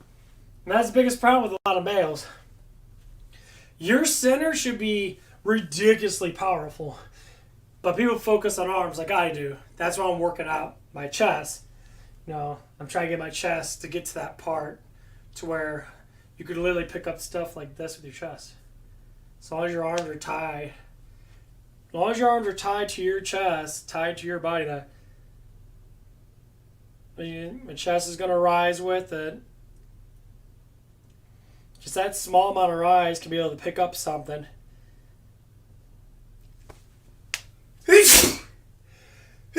Oh, fuck me. Anyway. Woo! Gotta get air filter in my room. But yeah. So that's why we gotta learn how to lift right. A lot of people don't like using their legs.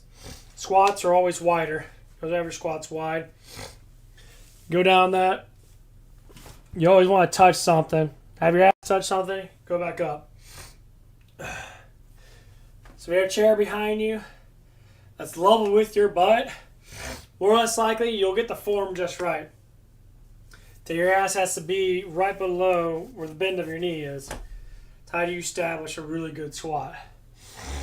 Now, obviously, there's a lot of different ways of doing stuff like that, but just performing in that, you get a chair right here,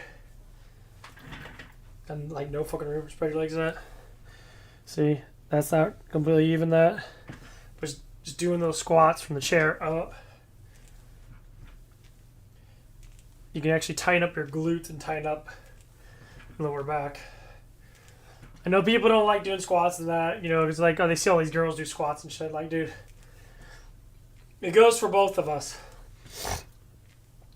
When you got strong glutes, you perform sexually better. Why? Because you have a strong glute. You have strong hamstrings. So your legs don't get tired as much. So then you're like sitting there and you can perform hip thrusts a lot better. And if you can hip thrust better, obviously you'll slightly last longer than that because you won't get tired as much. So you think about it. If you're a male with strong legs, strong glutes, and you can perform 5 times better than the average male that doesn't do squats at all, doesn't do any glute exercises, you're 5 times better than a normal man. So a woman's going to look at you, they're going to see how round your ass is, they're immediately think about that. Immediately. That's how we think. When we see something that has high performance like a car, we want it more, right? Same thing with muscle mass and that strength. You're a high performance male. You're going to get women from all over the place, from low performance to medium performance to high performance. cling on to you because you're a high performance man. So don't think everything's fucking gay, having a nice butt and that, having a strong glute, because a lot of guys do that shit. I mean, my glute ain't that strong, that's why I'm working it out, but we gotta stop believing that garbage ass shit. We really have to start believing in stuff that's healthy. But God forbid, we're so far behind on that shit because we're a bunch of fucking idiots. Because we live this life of being stupid. Yep. Yep. Yep. Yep. Yep. Thought I was doing late tomorrow, but I want to get them in today. Since I got the energy. Ooh.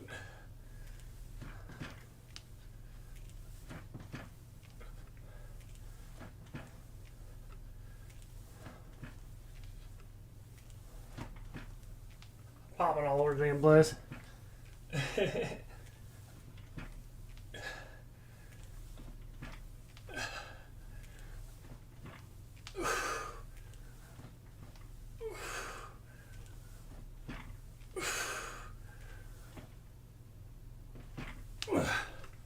We'll pause right there. That wasn't too bad. Oh, that felt good. Woo! That felt pretty good.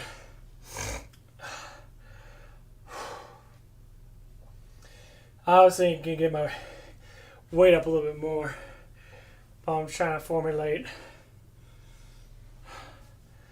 get the muscles warmed up in that.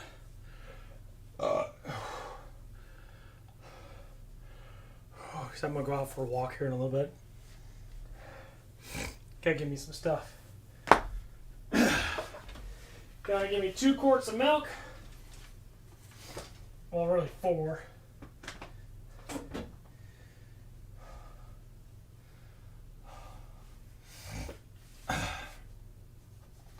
Gotta get me some water. And those shoes are warm as fuck. So if you haven't subscribed yet, please subscribe. I'm gonna start doing workout videos. Since I got my Bowflex weights, I can pretty much do everything I need to do. So I want to start establishing that a little bit more. Make it a little more interesting. Bring in a different crowd. Start supporting people. Man or woman, doesn't matter. Start supporting people in that. So we can get this journey started. You know, I'd rather be together than be apart. That's not just an American dream, that's a world dream. So, if it starts off with my channel and that, and hopefully grows, that'd be fantastic. I can't say I really don't give a shit about the money and that. But, I just don't think in that way. I'll just show you really quick. And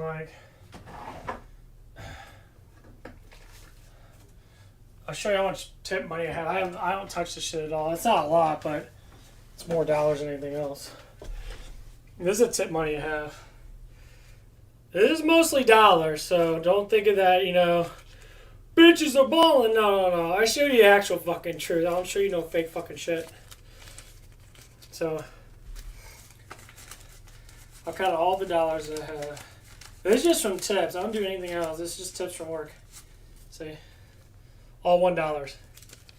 This is all 10s and 5s. I used to have a lot more than this, but when I got laid off from my work and that, I used to have like $300 worth of tips just from people giving me money that from White Castles and that. So I'll build up my tip jar. So I get paid my normal money now, but I always get tips. I save my extra money. I don't spend this money at all. I spend my actual work money. This is all piggy bank shit. I don't touch it all. I got a PayPal that has like $70 in it. I gotta touch it. Just give you the proven thing. I've been saving this up probably for the last month or 2. But I just started making tips. I try to make about $20 extra a week. Of just cash. And then you count all the quarters I have in that. Okay.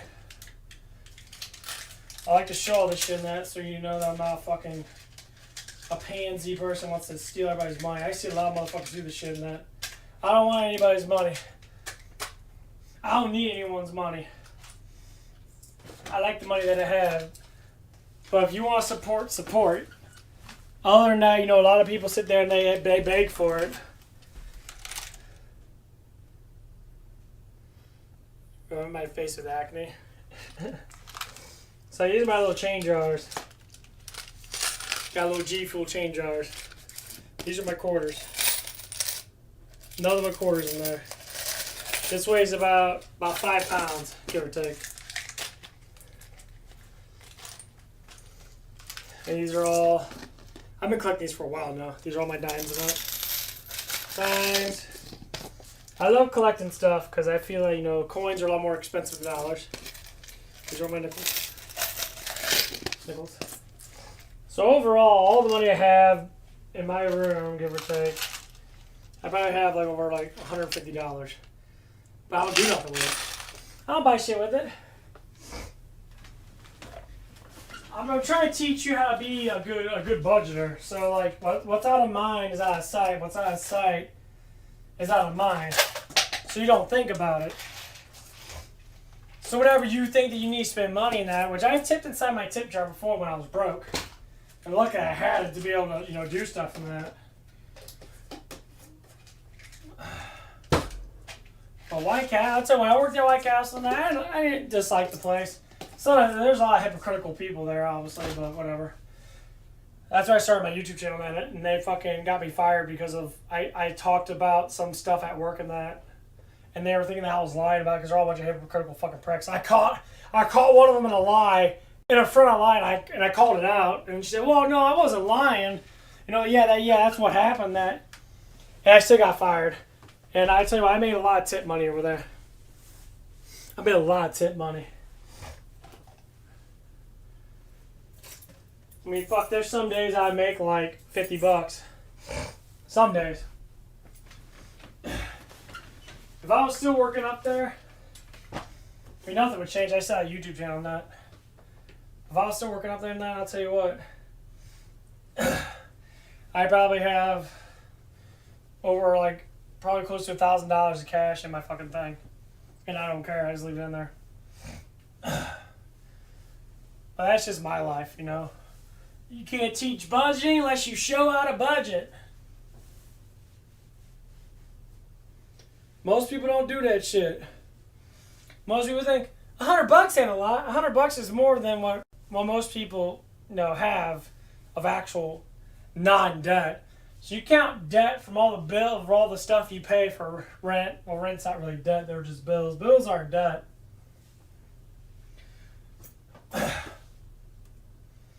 But you start to see it, I promise you, it's a lot different.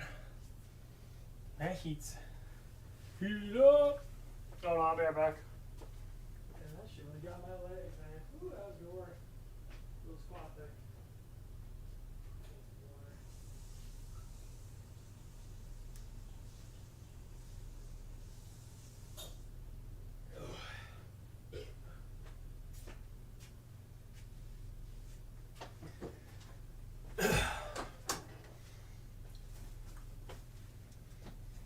But yeah, to show you how it works, how my plan's working, it can develop with other people. I'm not gonna give you fucking bitch ass fucking frontal bullshit for sponsors and that. I don't give a shit about sponsors. People care about their money flow too much, but they don't care about their own fucking people. I see people that have like 300,000 subs, and they make actual legitimate content with very low sponsors that control what they do. And guess what? They make more money than people that have sponsors that have double the subs. I'll compare one. Heel versus Babyface compared to Eurogamer. They both talk about games and stuff, and they both talk about events and stuff that happen. Eurogamer's heavily sponsored. But when you look at all their videos and that, their view count is the same thing as Heel versus Babyface. And Heel versus Babyface has 3,800K. You know, he has 380 something K. Your Green has 800K. Double, but they get the same views. That specifically tells you people that view their stuff only view the video game stuff and that, but a lot of them don't view him. Which is fine, shit happens, blah blah blah. Okay, well I'm gonna get going on that. My teeth are really gritty.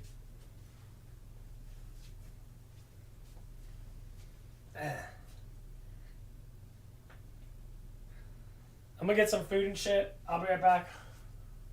I'll see you guys when I see you. I want my motherfucking door closes. Damn. This door is broke as fuck.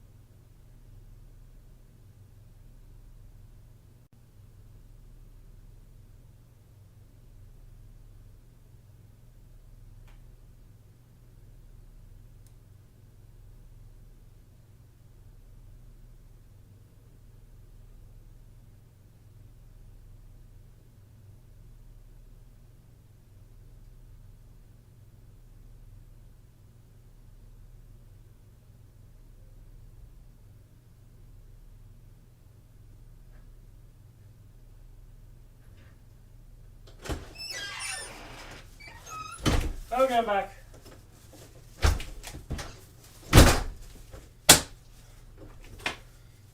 Fucking door. Yeah. Yeah, when I came home yesterday from work, my door wasn't shut all the way.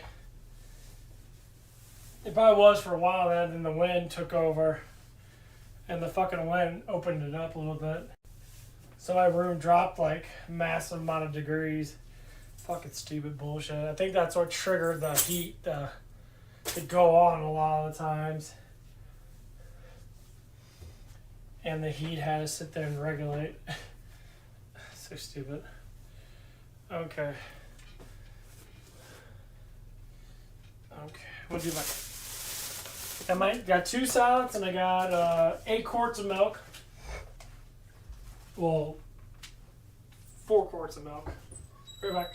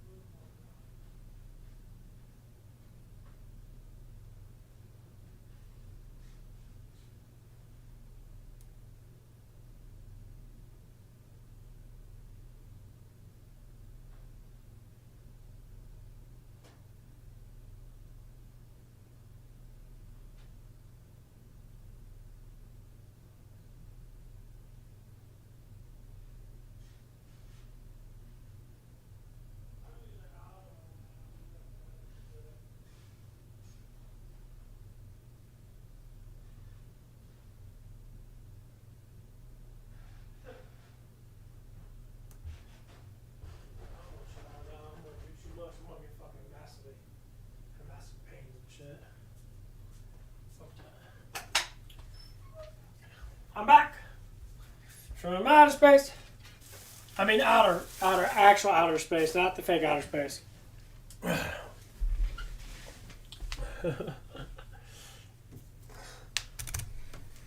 Oh man, fuck.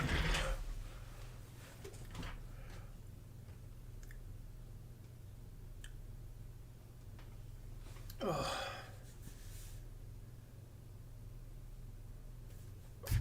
Damn. I'm starting to feel pain now. Uh-huh. I'm starting to feel the pain now. I'm just doing squats and that. Means I performed really well. Ha. Whoops.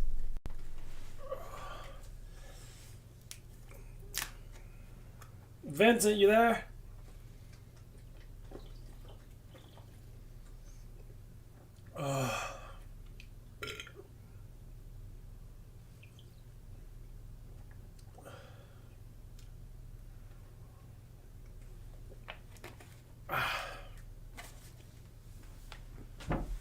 I don't want to wait forever.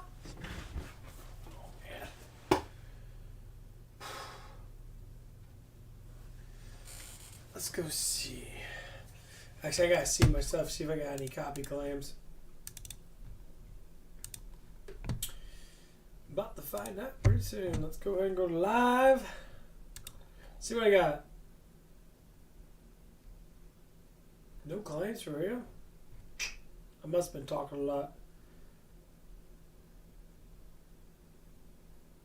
I got 72. We got a lot of views in these.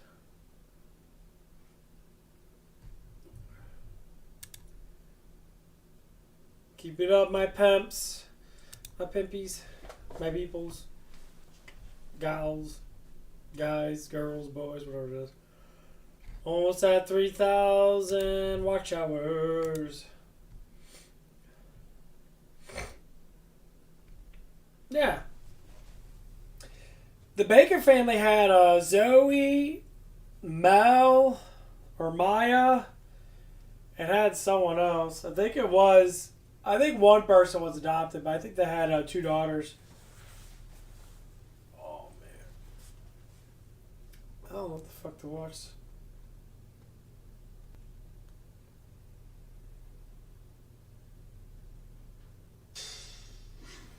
Actor Tim Allen sending social media into meltdown mode after posing this question.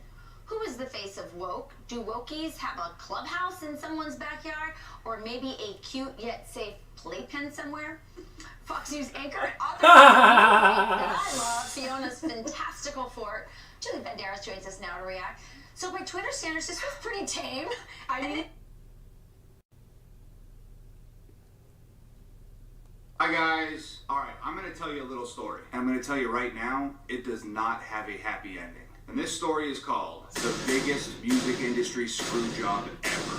Newsflash, there's a lot of independent artists who don't like me, but I hope you guys can see past the hate boner that you have for me and see how valuable this is and how important it is to independent artists everywhere. And you know what? It's not just independent artists, it's major label artists too. Look what Kanye West just did. Kanye just completely bailed on the music industry and released his new album on an MP3 player. What Kanye's just now doing with his album on his MP3 player is what I've been doing with physical CDs for 4 years. Completely cutting out the music industry, being a disruptor. Anyway, I just had to say that. I've been screwed the industry before Kanye was. And we sold more physical copies of the Brave album than Kanye did of the STEM player, but whatever. Who's counting, right? I'll tell you exactly who's counting. Not the data collection company that reports the numbers to Billboard. Okay, here we go. Despite our best efforts, unlike everybody else, the physical copies of our new album, The Brave, will not be counted towards the Billboard charts. Now, it's important that you know that this is not a problem directly with Billboard. Billboard's always been really cool to us, actually. But here's something y'all probably didn't know. Billboard does not collect their own data for the Billboard charts. There's a data collection company that counts all of the downloads, the streams, the views, and the data collection company takes those numbers, gives them to Billboard, Billboard, and Billboard makes their charts. My issue is with the data collection company. So over a period of 2 weeks, we exchanged 43 emails with this data collection company. And despite us being ready, willing, and able to give them all of the information that they wanted, they essentially just didn't believe us about our physical album sales. So we got excluded from the charts. Now you guys aren't gonna believe this, trust me. I'll start from the beginning. I've never done a digital album before, and Adam has only done digital albums. So we compromised and decided to do both. And when I brought this idea to Nova, she realized that this would be the perfect time for us to report our physical sales to Billboard for the first time. And after a little research, we realized that if we combined our digital sales with our physical sales, it would practically guarantee us the #1 spot on the album charts on Billboard. Independently! Look, we all got really excited.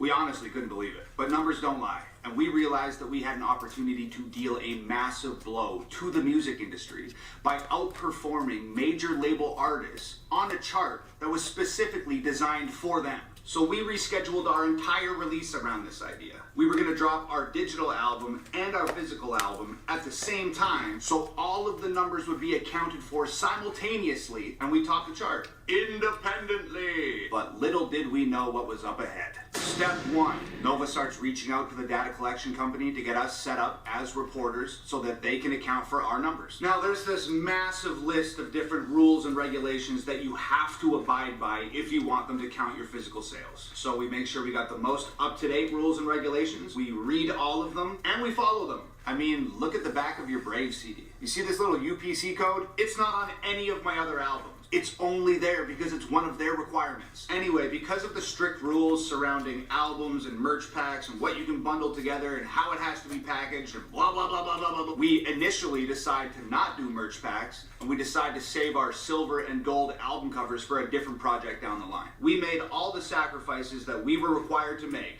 to have our physical albums accounted for on the Billboard charts, as per their own guidelines. Fine. No problem. We clarify with them that we're taking the right steps, they confirm that we are, and we move forward. All systems go.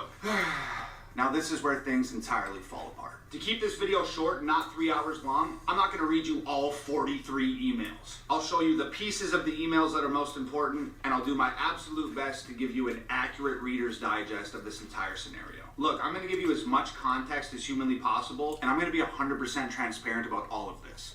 Let's dive into these emails. And let me add, I had to constantly follow up with these people on a daily basis to get any response at all. And when they did respond, I'd get like 1 or 2 lines of text. Many times just offhandedly dismissing us or completely failing to acknowledge any of our questions or concerns. To register as a reporter, they essentially want to vet your website. They want to know what kind of sales you've done in the past year and what kind of sales you expect to be reporting with this upcoming release. So we answer the question with how many albums we sold last year, how many we expect to sell this year, and we give them screenshots of everything that we've done for the past 12 months. We also ask what the reporting process is like and how sales are actually reported. Because our album released in a month at that point, and we had to be diligent about getting this done in a timely fashion. They told us, and I quote, "We have plenty of time to get you set up for reporting since the release is not until next month. I'm still not done with the website vetting, but we will get back to you when that is complete.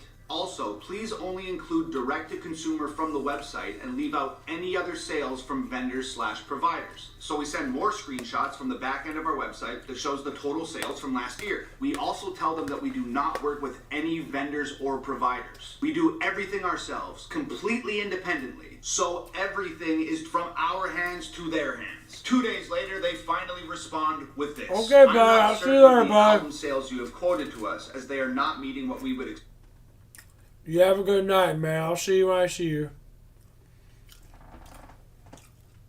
Based on the data we have from major providers at this time, including sales and streaming. Can you provide the name of your distributor? We distribute independently through TuneCore, so we tell them that. We also tell them that if they're trying to authenticate physical sales through data acquired from digital platforms, they're going to get a very distorted picture of what's actually going on here. I explained that only a very small percentage of my music goes to these digital streaming platforms. The only songs that go to these digital streaming platforms are the songs that I release on YouTube with music videos. I explained that I release 2 or 3 physical albums every year. I explained that that's around 50 songs. I explained that only a very small number of those 50 physical songs ever end up digitally available on the internet. So how could the digital data reflect my physical sales when the digital data only represents a very small portion of my physical music? I'll answer that question. It can't.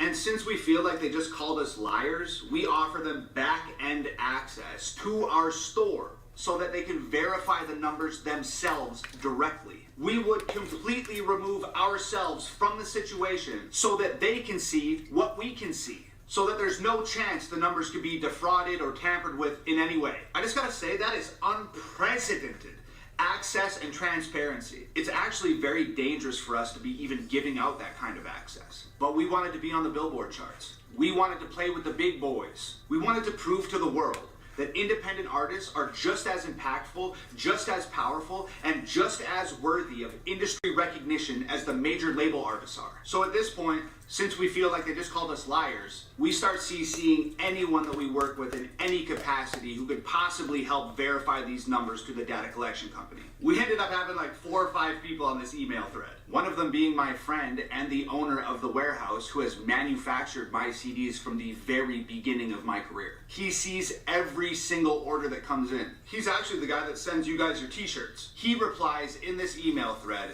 and I quote, "I can verify and prove all of the information provided below. Let me know how I can assist." No reply. Our other industry friends start questioning them at this point. They start asking the data collection company, do you guys even have a mechanism or a process to account for a truly independent artist's numbers? Does that even exist? They inform us that they do in fact have the process in place. We ask what that process is. They refuse to give us the information, but they tell us that they'd be happy to once their questions about my past sales have been answered. We tell them that we're unsure of what questions they're asking. They ask us to confirm the number of physical albums that were officially accepted by a publishing company. Our friend explains in the email that Nova and I, independently, totally on our own, distribute our physical sales to the people. There is no publishing company accounting for physical sales. They still don't get it. They miserably fail to understand that our business is truly independent.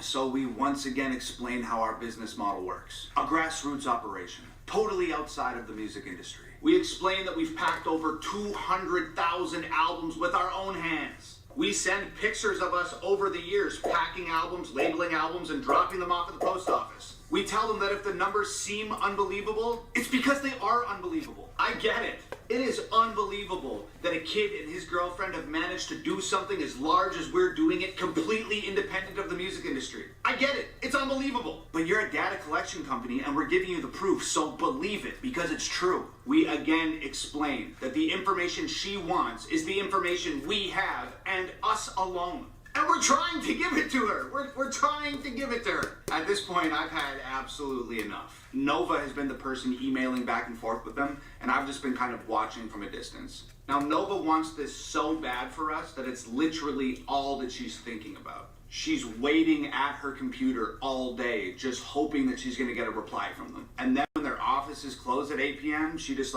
goes to bed, totally defeated. I saw a lot of tears that week, a lot of them. And with both of us feeling super frustrated and totally defeated, I would finally step in. When I start personally sending emails, it gets ugly. Here's how that went.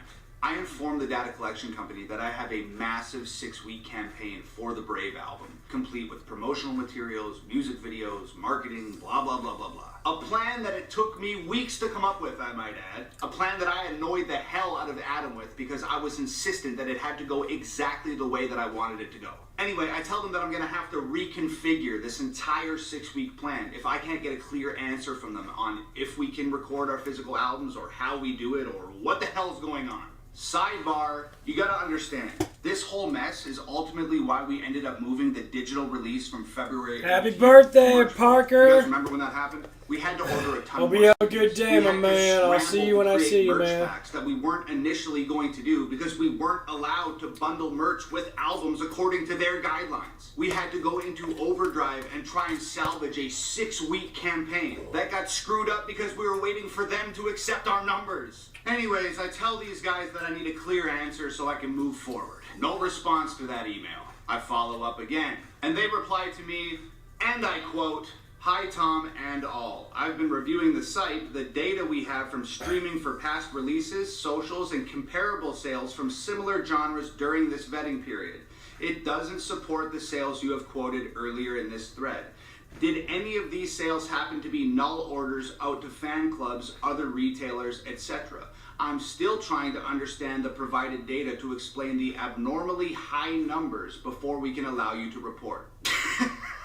Again, in my eyes, telling us that they don't believe us. So I immediately respond with a nuclear bomb of an email. And it goes like this. "You continually ask the same questions, we continually answer them. We have been painfully transparent with you, and still you make absolutely no movement. If you won't sign into the back end of our store, which we've offered you access to verify the sales yourself, and you won't take the endorsement from anyone else that's involved in our very small and obviously extremely successful business, it seems as though there's nothing else we can do here. Your job is to collect and report data to Billboard, a chart that I would assume takes pride in presenting an accurate portrayal of the sales landscape in regards to the music business. And for some reason, you are preventing adequate data collection and accurate reporting. If you can't figure out how to verify a truly independent artist's sales, go talk to someone who does. If you don't have the mechanism, you should all be embarrassed of yourselves. I've likened this entire situation to waiting outside a treehouse while you block the door. You are preventing us from hanging out with the cool kids for a reason that you can't seem to provide. We're asking you what we can possibly do to get in, and you can't seem to articulate a conclusive answer. We just keep running in circles. Please help, or put us in contact with someone who can.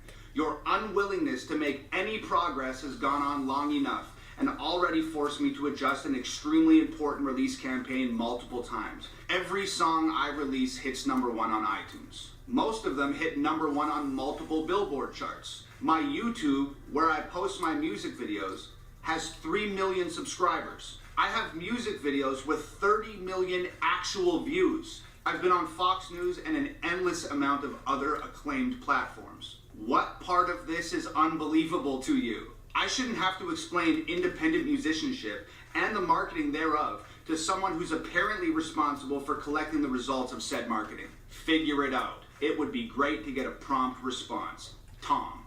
I hit send. Ready for it to get even crazier? I didn't ever hear back from that email. One of my music industry friends who's CC'd on the email senses my frustration, and he decides to weigh in and try and help out. He adds, just to help if possible, Tom's videos released on YouTube have gathered over 100 million views in 2021 alone. We help collect the publishing income generated from those views, and we can confirm over 100 million views from his videos in 2021 alone. They didn't respond to that email either. I followed up for the next 2 days. No responses. This is almost 50 emails in a 2-week span and absolutely no progress at all. I follow up multiple times. Nothing.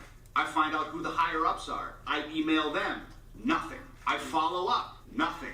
Then I find out that me and Nova have been removed from this email thread entirely. My friend tells us that he's received an email from someone within the data collection company. We were told that they were trying to set up a phone call and that we were to have no further communication with the people that we had been dealing with previously. According to this new person, all further communications were to go through him. So my friend and the data company set up a time to get on the phone and talk about it. And they didn't ever answer that call. And we called more than once. Like, do you guys see what is happening here? Our physical bullshit. album sales, combined with our digital album sales, would have practically guaranteed us a #1 spot on the Billboard album charts, independently. Now look, I know a lot of independent artists out there, they don't like me. And that's fine, I don't need more friends. But look past that. It's not just my album. It's not just my career. It's your albums. It's your careers. It's your blood, sweat, tears, time, energy, and money that they are refusing to acknowledge on the industry charts. Look, all musicians, whether you want to admit it or not, we all at some point in time have used the Billboard charts as a measuring stick for our own personal successes. It's the most acclaimed music chart in the entire world. And it's supposed to represent all of us accurately It's supposed to be reliable. But if the data collection companies, in regards to independent artists, aren't competent in their collection and delivery of data, what do the charts even mean? Having your creation on the Billboard charts carries a degree of prestige with it. And I personally don't think it's appropriate to have the integrity of the charts in the hands of a data collection company who won't even tell an independent artist how to prove their sales are legitimate and our numbers are worthy of competing in the mainstream arena. Musicians, show this to your friends. Show this to your family. Show this to other musicians. Shining a light on these things could force a total overhaul within the industry of how they deal with independent artists in regards to charting. In general, the music industry is archaic, inefficient, and unfair. And it's about damn time it got renovated. If you're a musician, I know you care about your art. If you're a fan, I know you care about your favorite artist. Stand up for them. Stand up for yourselves. You know, it's not just like a clever catchphrase. It truly is us against them.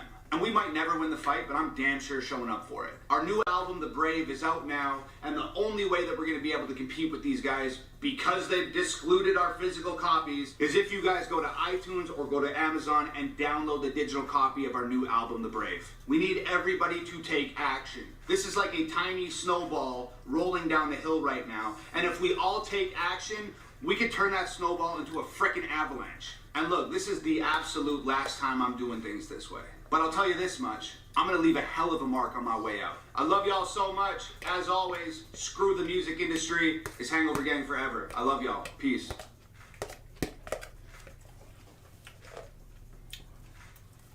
I got pretty good music, ain't gonna lie. That was 7 months ago.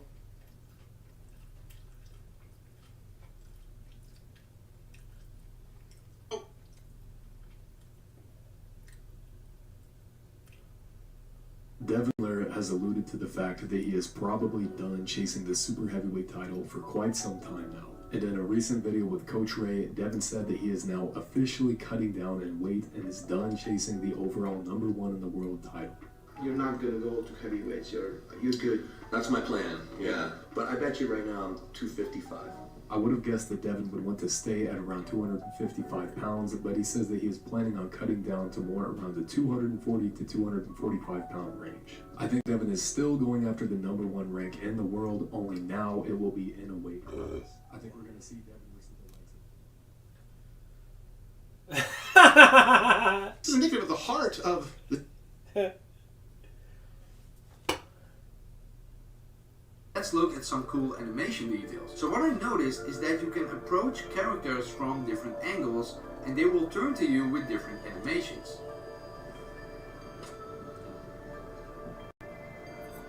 Belle.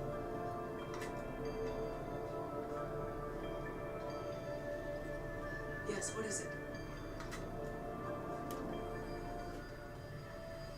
Kid. What's up?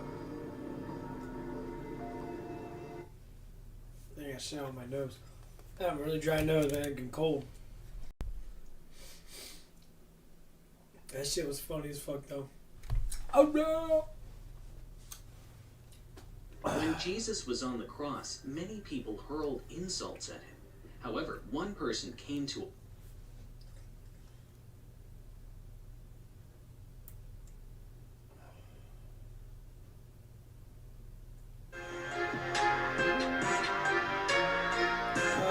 Fucking dumb.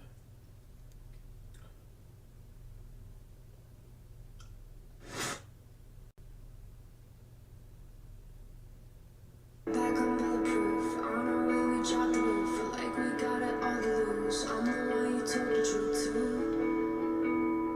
You need me to hold you. So I just hold you down. I got a knife in my pocket if they come up try to rob us. Cause lately we out here flossing. You got me Gucci, they want it. I bet our exes I hate him and let him in. Mama, everybody, I'm feeling great. You're my best friend.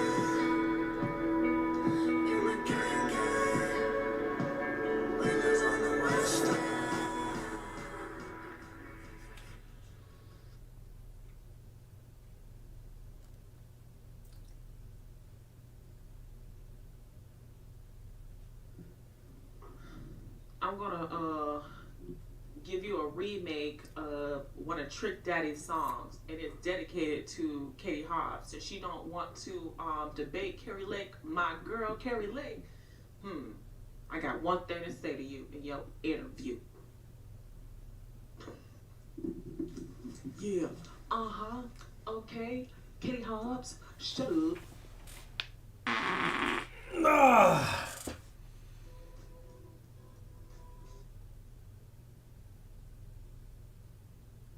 Videos are circulating online of Luhan, an e-girl on TikTok going viral for posting videos while on active duty in the army that all seem to paint serving in the military in a very glamorous way, but many are pointing out that her specific unit is for PSYOPs, with her insignia being for the Psychological Operations Command. But Luhan makes this no secret, as she openly boasts that she is a PSYOP specialist, which makes sense. If the Army gets an NFL Giga Chad like Pat Tillman, of course they're going to utilize him in a special unit like the Rangers, and rest in peace Corporal Tillman. So when the rare event a pretty girl like Luhan enlists, of course they're going to utilize her as a PSYOP specialist.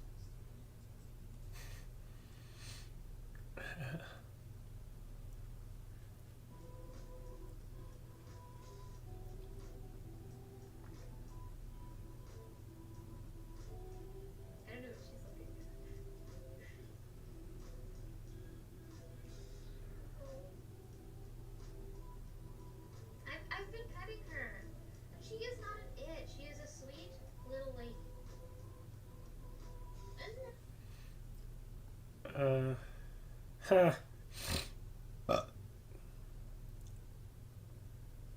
See everybody do tuna push today for 30 days. Literally everyone around me tried it. Mr. Rock, can you please stop? And so did we a year ago, but there's one thing people kept commenting about.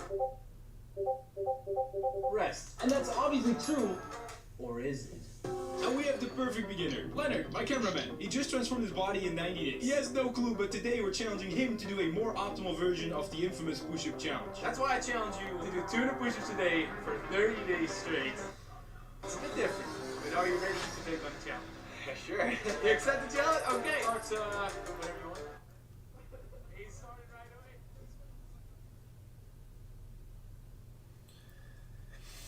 away.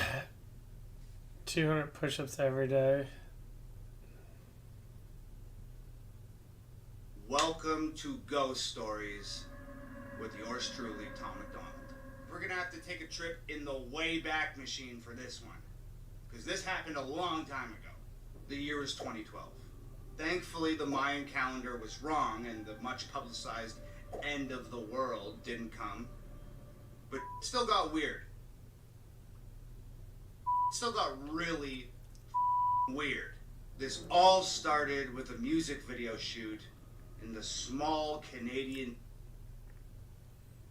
Deal.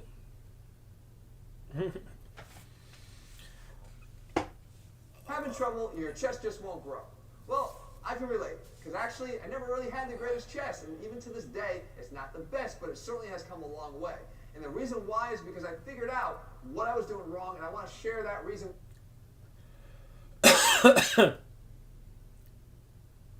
My name is Logan Dubille with Campus Reform. Today we're at the University of Pittsburgh talking with college students about flags, more specifically flags that include political messaging. I have a list of flags here associated with both sides of the political spectrum. Are these students in favor of banning all flags, or are they going to pick and choose which flags should be allowed in the classroom? Let's find out. Huh. I've said for a long time that parents of child superstars are often very weird or just downright evil. And today I'm going to show you.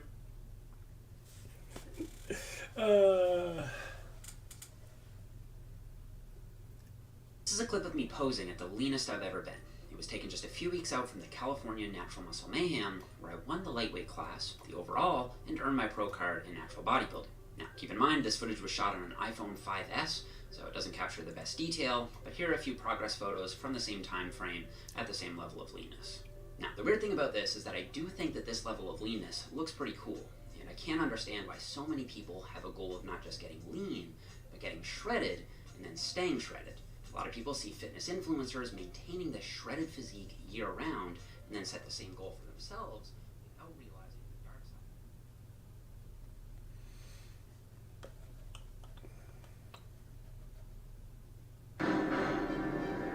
temple of geometric precision. Hey buddies, Mr. Puggy here coming at you with another Wonderlands video. Today I'm going to be showing you a infinite projectile glitch that was recently discovered in the community that is able to transform your gun firing from this to this.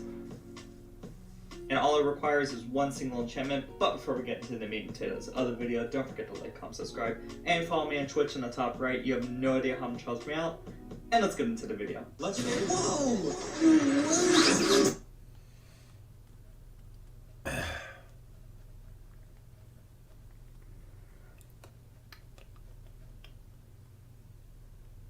Damn.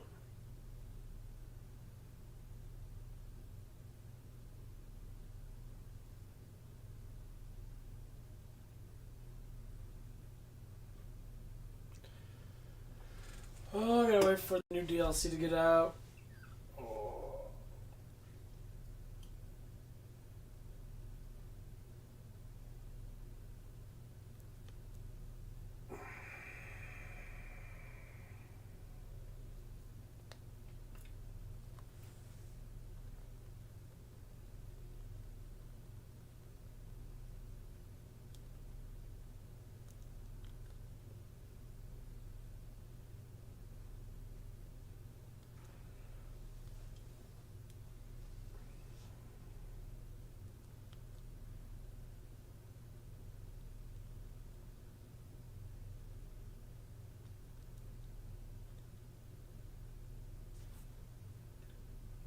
Damn.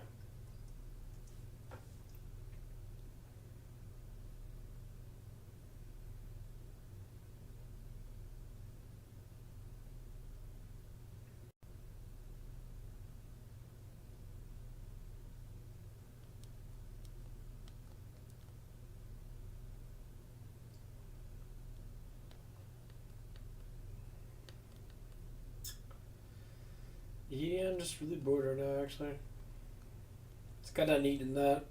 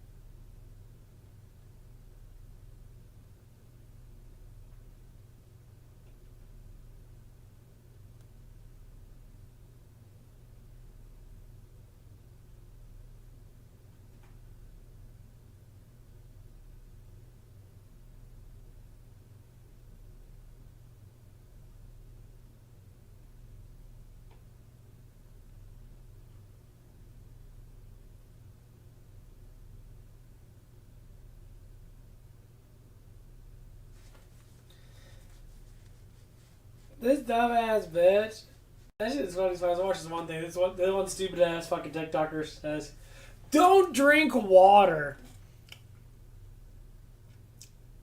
How the fuck you gonna survive? Everything has water in it.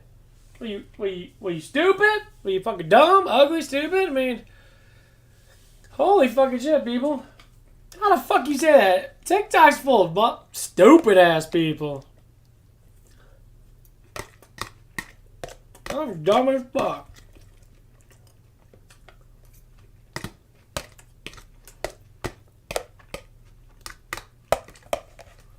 And I say don't eat protein.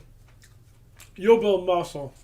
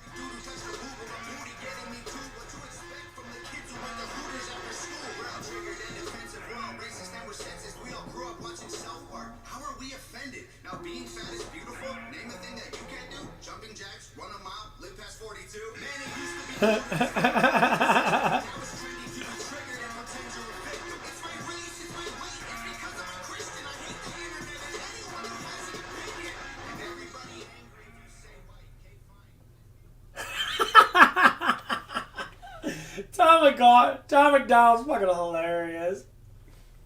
He's like, back in the 90s and early 2000s, we all grew up with South Park. He says, how we offended. This song is called People So Stupid. That's what I've been preaching. We grew up with Xbox fucking chat. We offend everybody. So all these pussies are growing up now and that are on, they're like League of Legends. Everyone remember, League of Legends, right? How there's so much shit talk. That's the whole fucking point. Is the fucking shit talk. It doesn't mean anything. It's just expressing your opinion. So now I do is, I still shit talk. Someone comes there and says something about me. I'm like, if you could be able to talk to me about stuff, I'm going to talk to you about stuff. I'm going to put you to fucking school. I'm going to put you to fucking school. You're going to bitch and moan and complain. You're going to call the emotional police. Because you're all a bunch of pussies and that. Y'all cry over everything and that. Not saying people that I talk to and that, but there's people out there that do. And, like, it's ridiculous.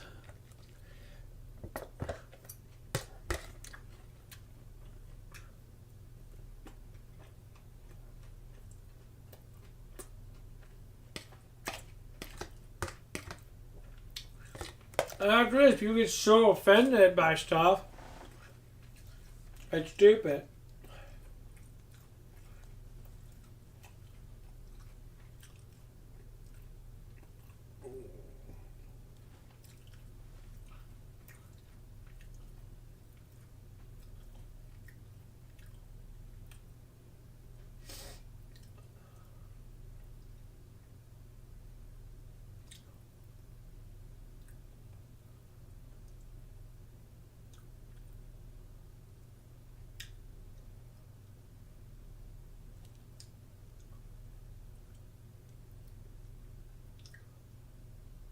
People have always been that stupid. Why?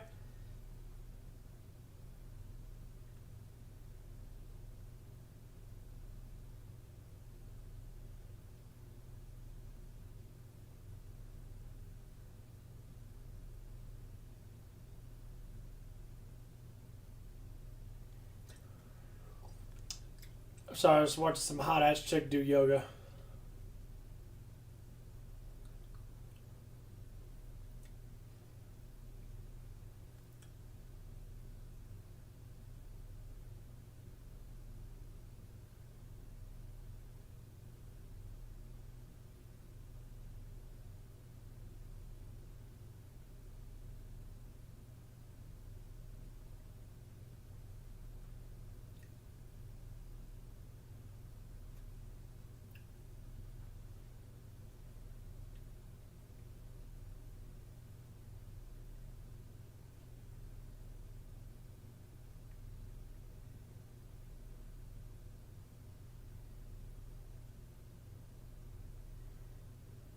Hit.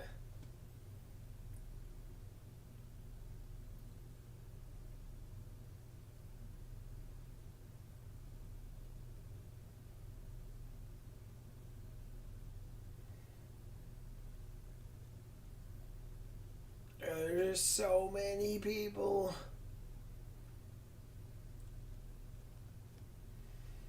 There's so many girls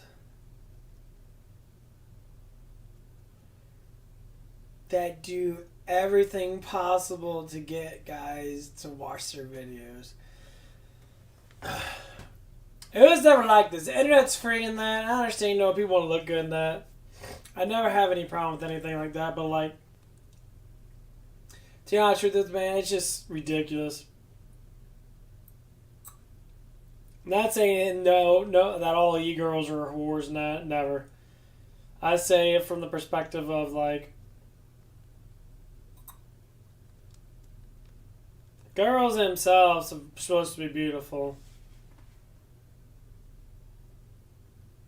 Damn, that booty's fat. Oof. She can't barely get that damn thing on her. Chick's ass is so fat she can barely even wear the fucking damn thing. That's fucked up.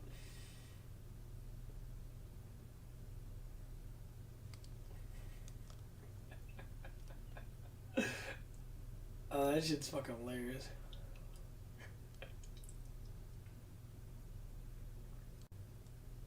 Ain't gonna lie. Oh, damn.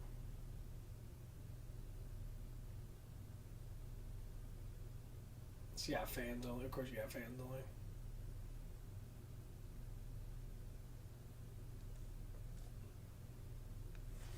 Ain't gonna lie. Man, it's far the hell of bad too. Got air out. Ain't gonna lie, she's got a fat ass rack. She's a good looking woman.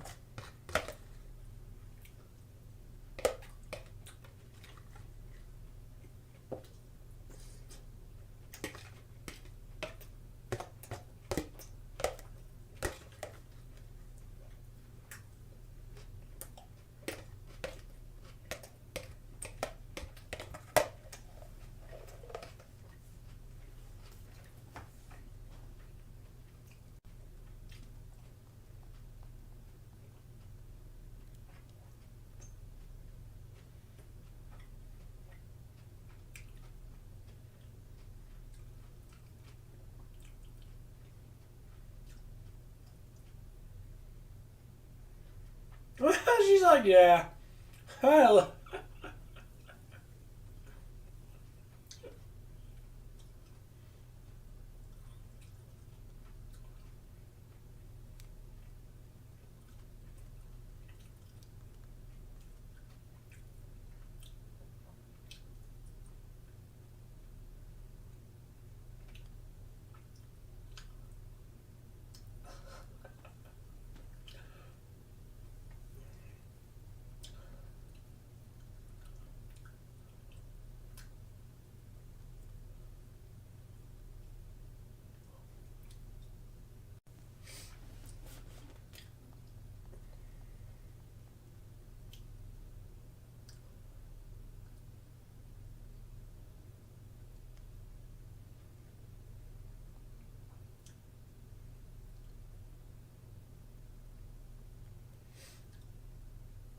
Shit's so funny.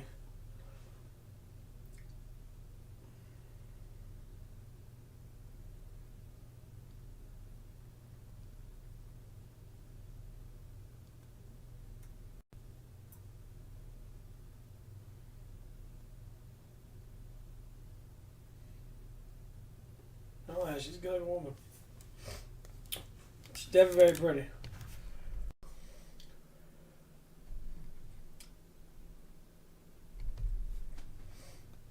So like when I look at it, like I always like to research what I see on YouTube, and I see a lot of really decently in shape women in that.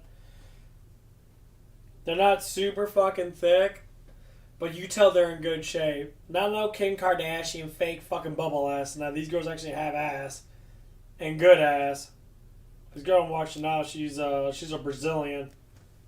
She's very, very sexy. Does simple exercises.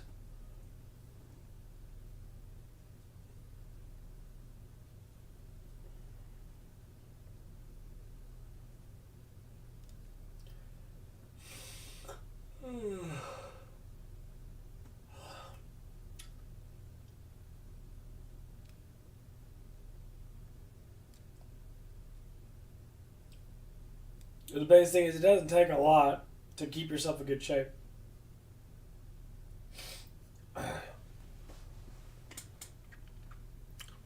doing good, Matt. Just chilling out. For real.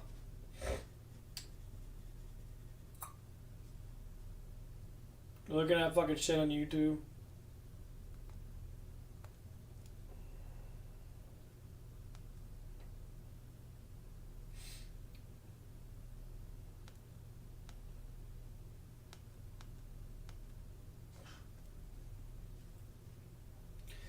Check out this hot ass Latino chick on YouTube.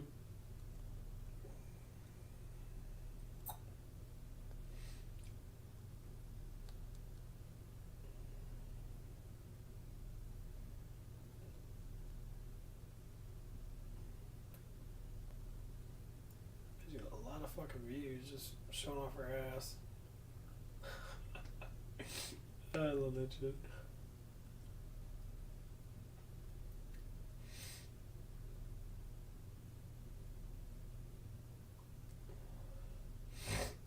Yeah, I just got an exercise and brought about 30 minutes ago now, so I'm just chilling out.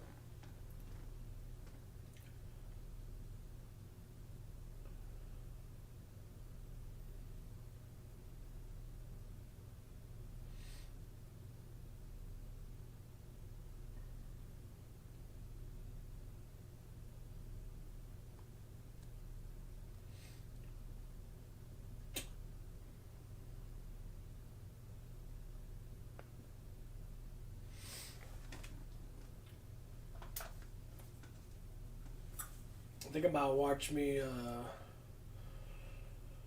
some stuff.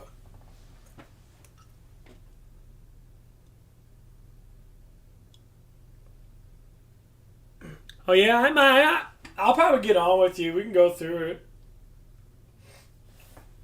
I'll see what happens because I'm pretty much just trying to get a routine going on.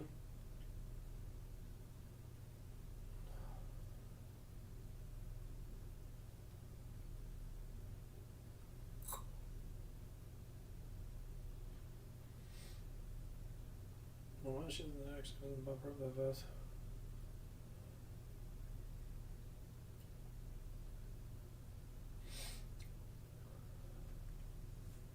Oh.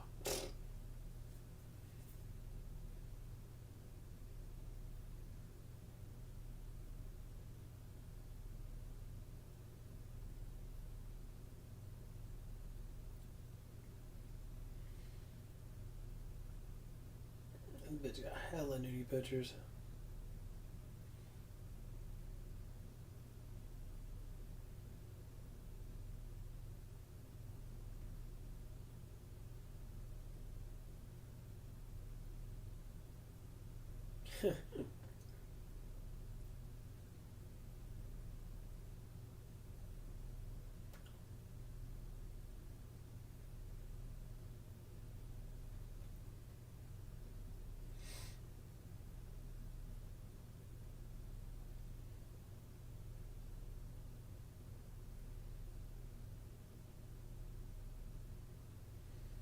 Never put anything to any imagination, man.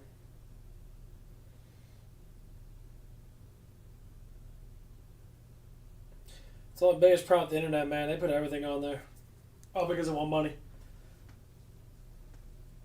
If a chick's got a nice body, they throw that shit all the time, man. They throw it all the time. Pussy, booty holes, tits, nipples, whatever the fuck they can to make money. It's all a form of prostitution. You can do exercise stuff and that. Put it to the imagination, people. God knows these people don't.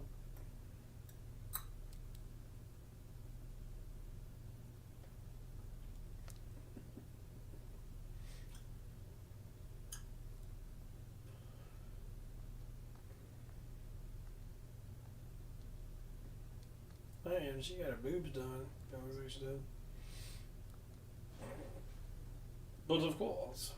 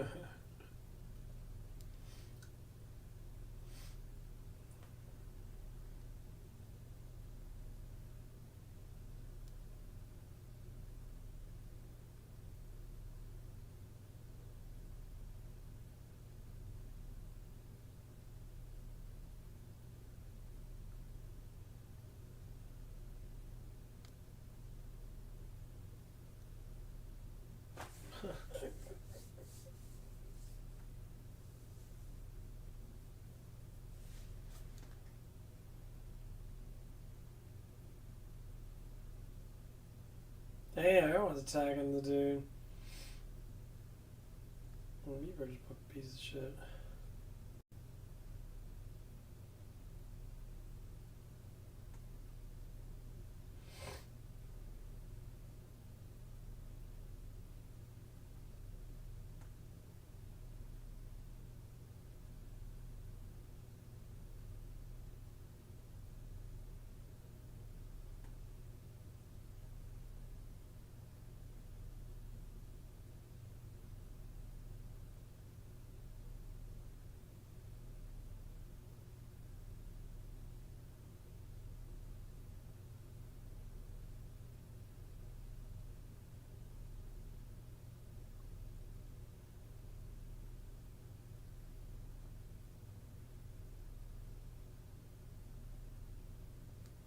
Fuck.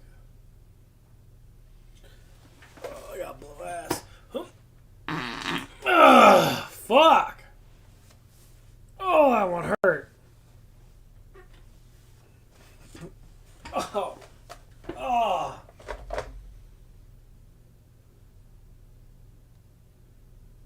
Holy shit. Ah, that fucking hurt.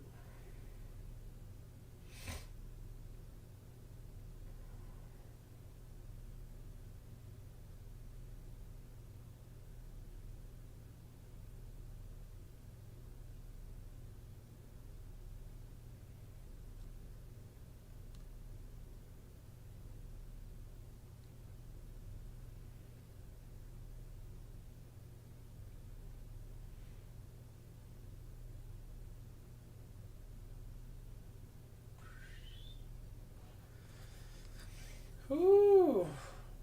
Damn.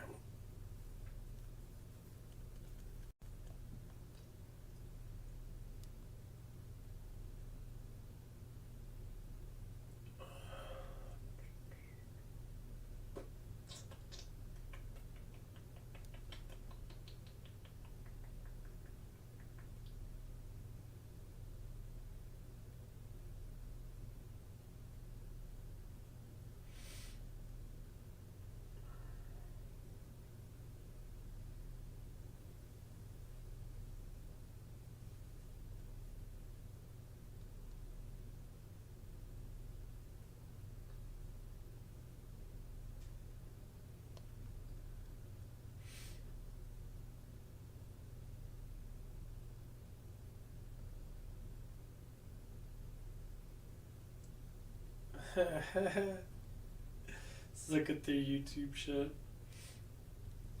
Holy fuck.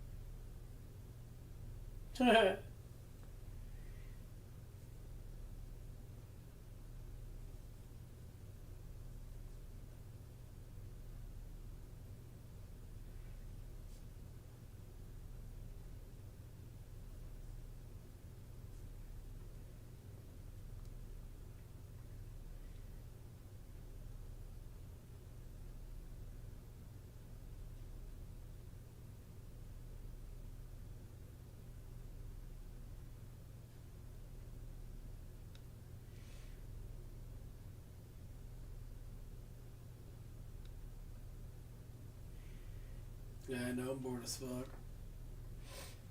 Well, I'd be home already from work, kind of.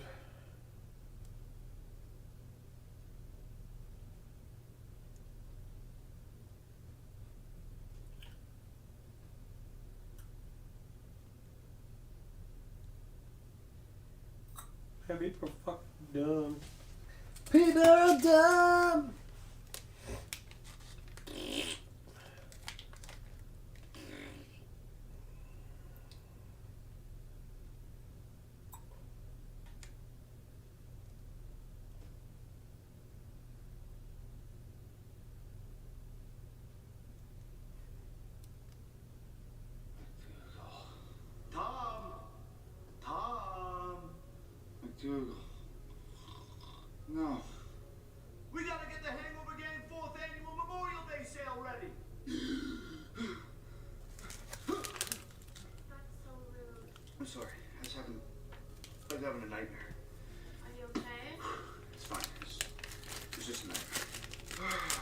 I'm actually so happy. It's our first Memorial Day without Tim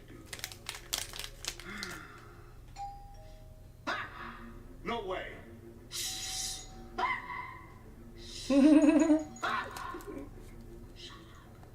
Don't do this. Wait, I have a delivery coming.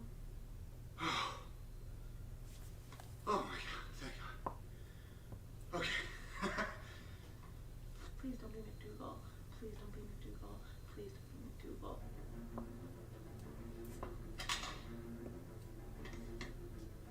McDougal. Here we go. Hello, everybody. I'm back. Hello, everybody. My name is Tim McDougal. This is the worst part. I can't make it stop. And I'm here to say there's a sale at Hangover Get.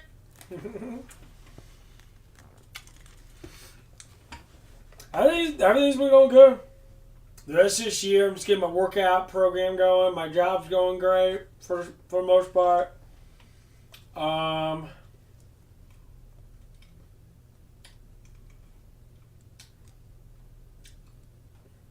same shit, man. Just trying to keep it going.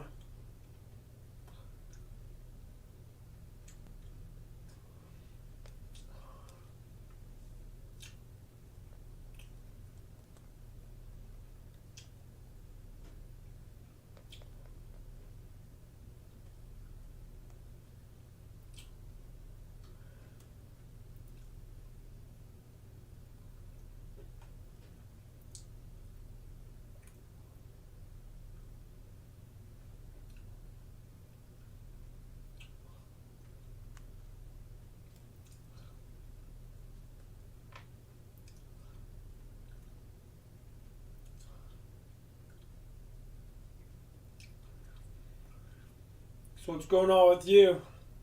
How's your Twitch doing?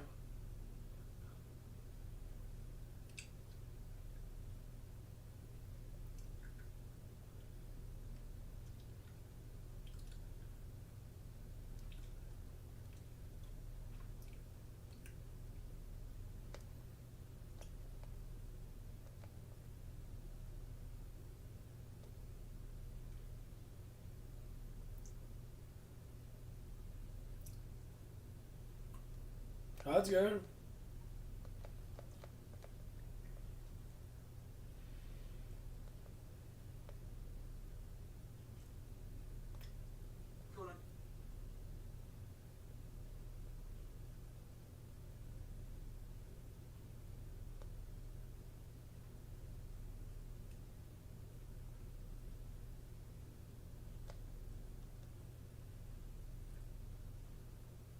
I'm just surfing through shit, kind of bored.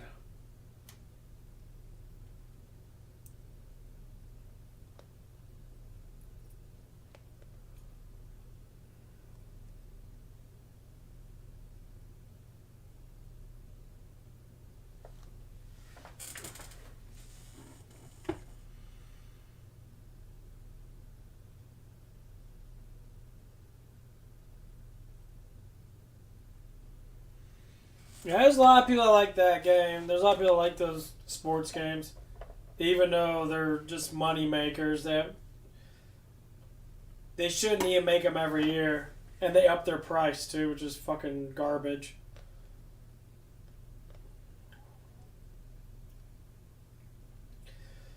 But no, you're right. They broadcast that game. They broadcast those games so much, and they fucking sit there. That's what they do with all these name brand games and shit.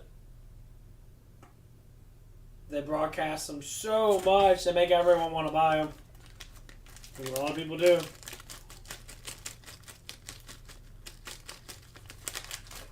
I mean, I've seen it. I look at the top charts for PlayStation. Fortnite, Warzone, NBA, NHL. I mean, honestly, they're not that good of games. They're basic games. They're basic sports games. But for some reason, they're on the top of their fucking list of people that play them. I mean, I don't know about that. I think they just choose to do that because they're easier to micromanage the money. Because it makes them more money when they do that stuff. Because people like to buy that stuff. They play it for a little bit, they get off of it. They play it for a little bit, they get off of it. I do that a lot.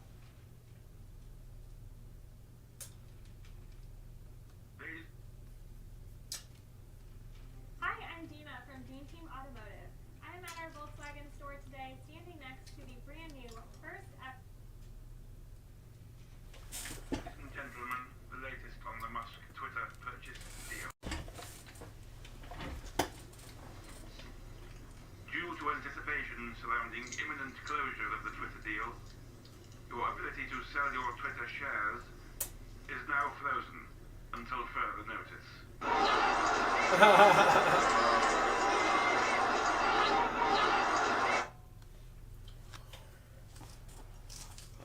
I always love horror games. Always, always. Yeah, I mean, Anthem's really fun. The flying's really cool. The story's rather short. It's not a big game.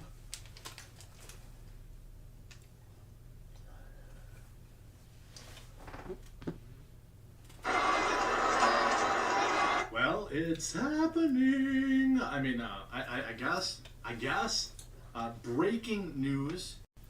Twitter has just locked all staff stock accounts in the anticipation of the completion of the Elon Musk to purchase Twitter deal. That's right. It's happening. Leave a like on this video. Make sure you subscribe. I've been covering this since Jump Street, and I will continue to cover it. Of course, this means several things. First and foremost, Twitter stock erupted, rising several dollars per share once this news came out. The deal is close to inevitable at this point, and we're going to get into the full story after a super quick word from this video's sponsor, Bon Charge. Huge shout out to this video's sponsor, Bon Charge. My favorite blue light glasses company, BlueBlox, has rebranded. This is an exciting... But yeah, I think you'll like Anthem, honestly. She-Hulk was meant to attack the fans, but what we ended up with was a window into the horrific Hollywood lifestyle. I almost felt sorry for them. That was until they couldn't keep their mouths shut, and we ended up with quotes like this, which range from the bad to the repulsive and the downright bizarre. She-Hulk, attorney at law, and I've got to say, I think that show is the best thing Marvel have done since Endgame. I like She-Hulk. I think it's the best thing Marvel have ever done. Tatiana Maslany is the bomb. Tatiana Maslany is... What the fuck? Bomb. Seriously. How do you say that, Sean? You tell me you can't remember 21 seconds of lines without looking at your windscreen. And now I think one of the most important questions when it comes to She-Hulk is how does a disaster like this happen? How do so many people write it and sign it off and pay for it without realizing that it's complete trash? And I think we've got an explanation for it. Because She-Hulk was being written 3 years ago, and that places it during lockdown. And back then, everyone had lost their sense of taste. But something that was integral to She-Hulk was the fourth wall breaks that they kept shoving into the series. Within the finale, Jennifer even smashing out of the show entirely. The writer even says fourth wall breaks are her favourite thing ever. If she had her way, she would have put fourth wall breaks into every single scene. She'd do it literally all the time, because they did overdo it and they were actually told to pull it back. Because the show couldn't just be Jennifer talking to the audience. And this got me thinking, because I can't stand the fourth wall breaks in She-Hulk, which is weird, because in many other shows, I love it. You've got House of Lies. Look at Afterwork. Afterwork really is the goal of all consulting. Hustle. You know, long before con became a dirty word, all it stood for was confidence. And House of Cards. And benefited by it. Oh, don't deny it. You've loved it. All of these three break the fourth wall in character, and for a reason. It's to expand upon a point or give you insight into their minds. It's almost like when you're reading a book and you can listen to their thoughts. But that's not what She-Hulk Attorney at Law did. It's not what Jen did. It wasn't the character of Jen talking to you in those fourth wall breaks. Instead, what it was the writer possessing the character and talking to the audience through She-Hulk.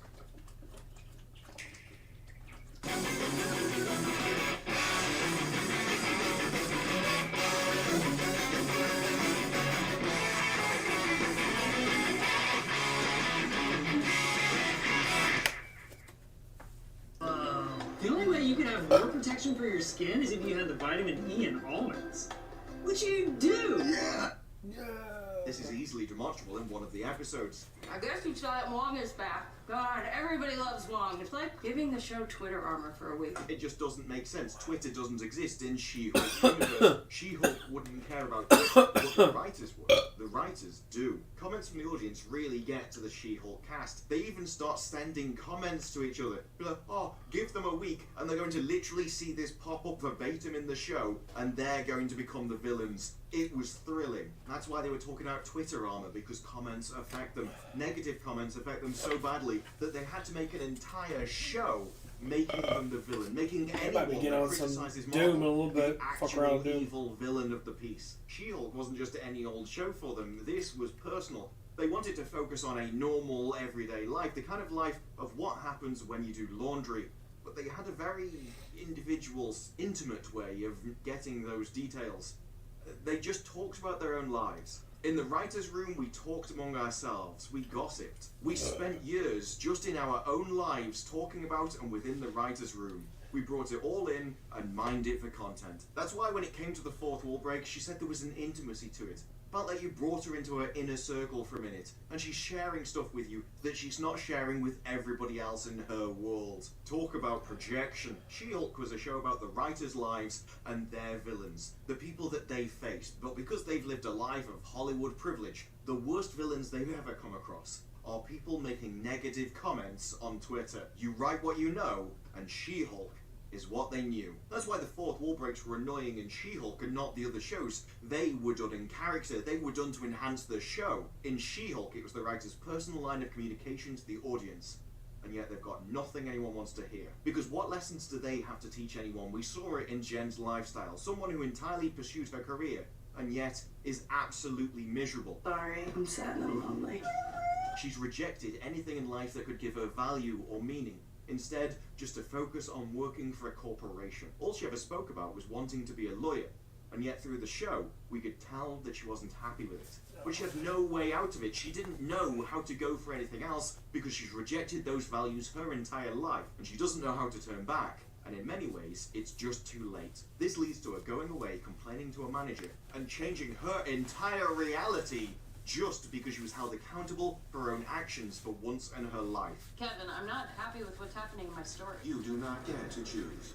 Why not? It's my show. Faced with the consequences of her decisions, she could no longer handle it and had to make an entirely new, fake, perceptional reality rather than live in the ones which her decisions had brought about. Is there anything more Hollywood than a fake reality where perception is what matters? You've got social media of them making their own perfect little life, showing off little glimpses into their world of just this is how we live.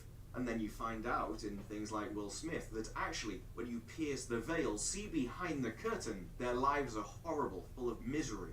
And they don't know how to get out. And what would a Hollywood writer do in that situation? Well, they'd probably do what Jen did, and they'd just start blaming everybody else. People like Todd Phillips have to be held responsible for their actions. Abomination. After all that, I just want him to hold himself accountable. So everyone else needed to be held accountable, everyone else needed to be held responsible.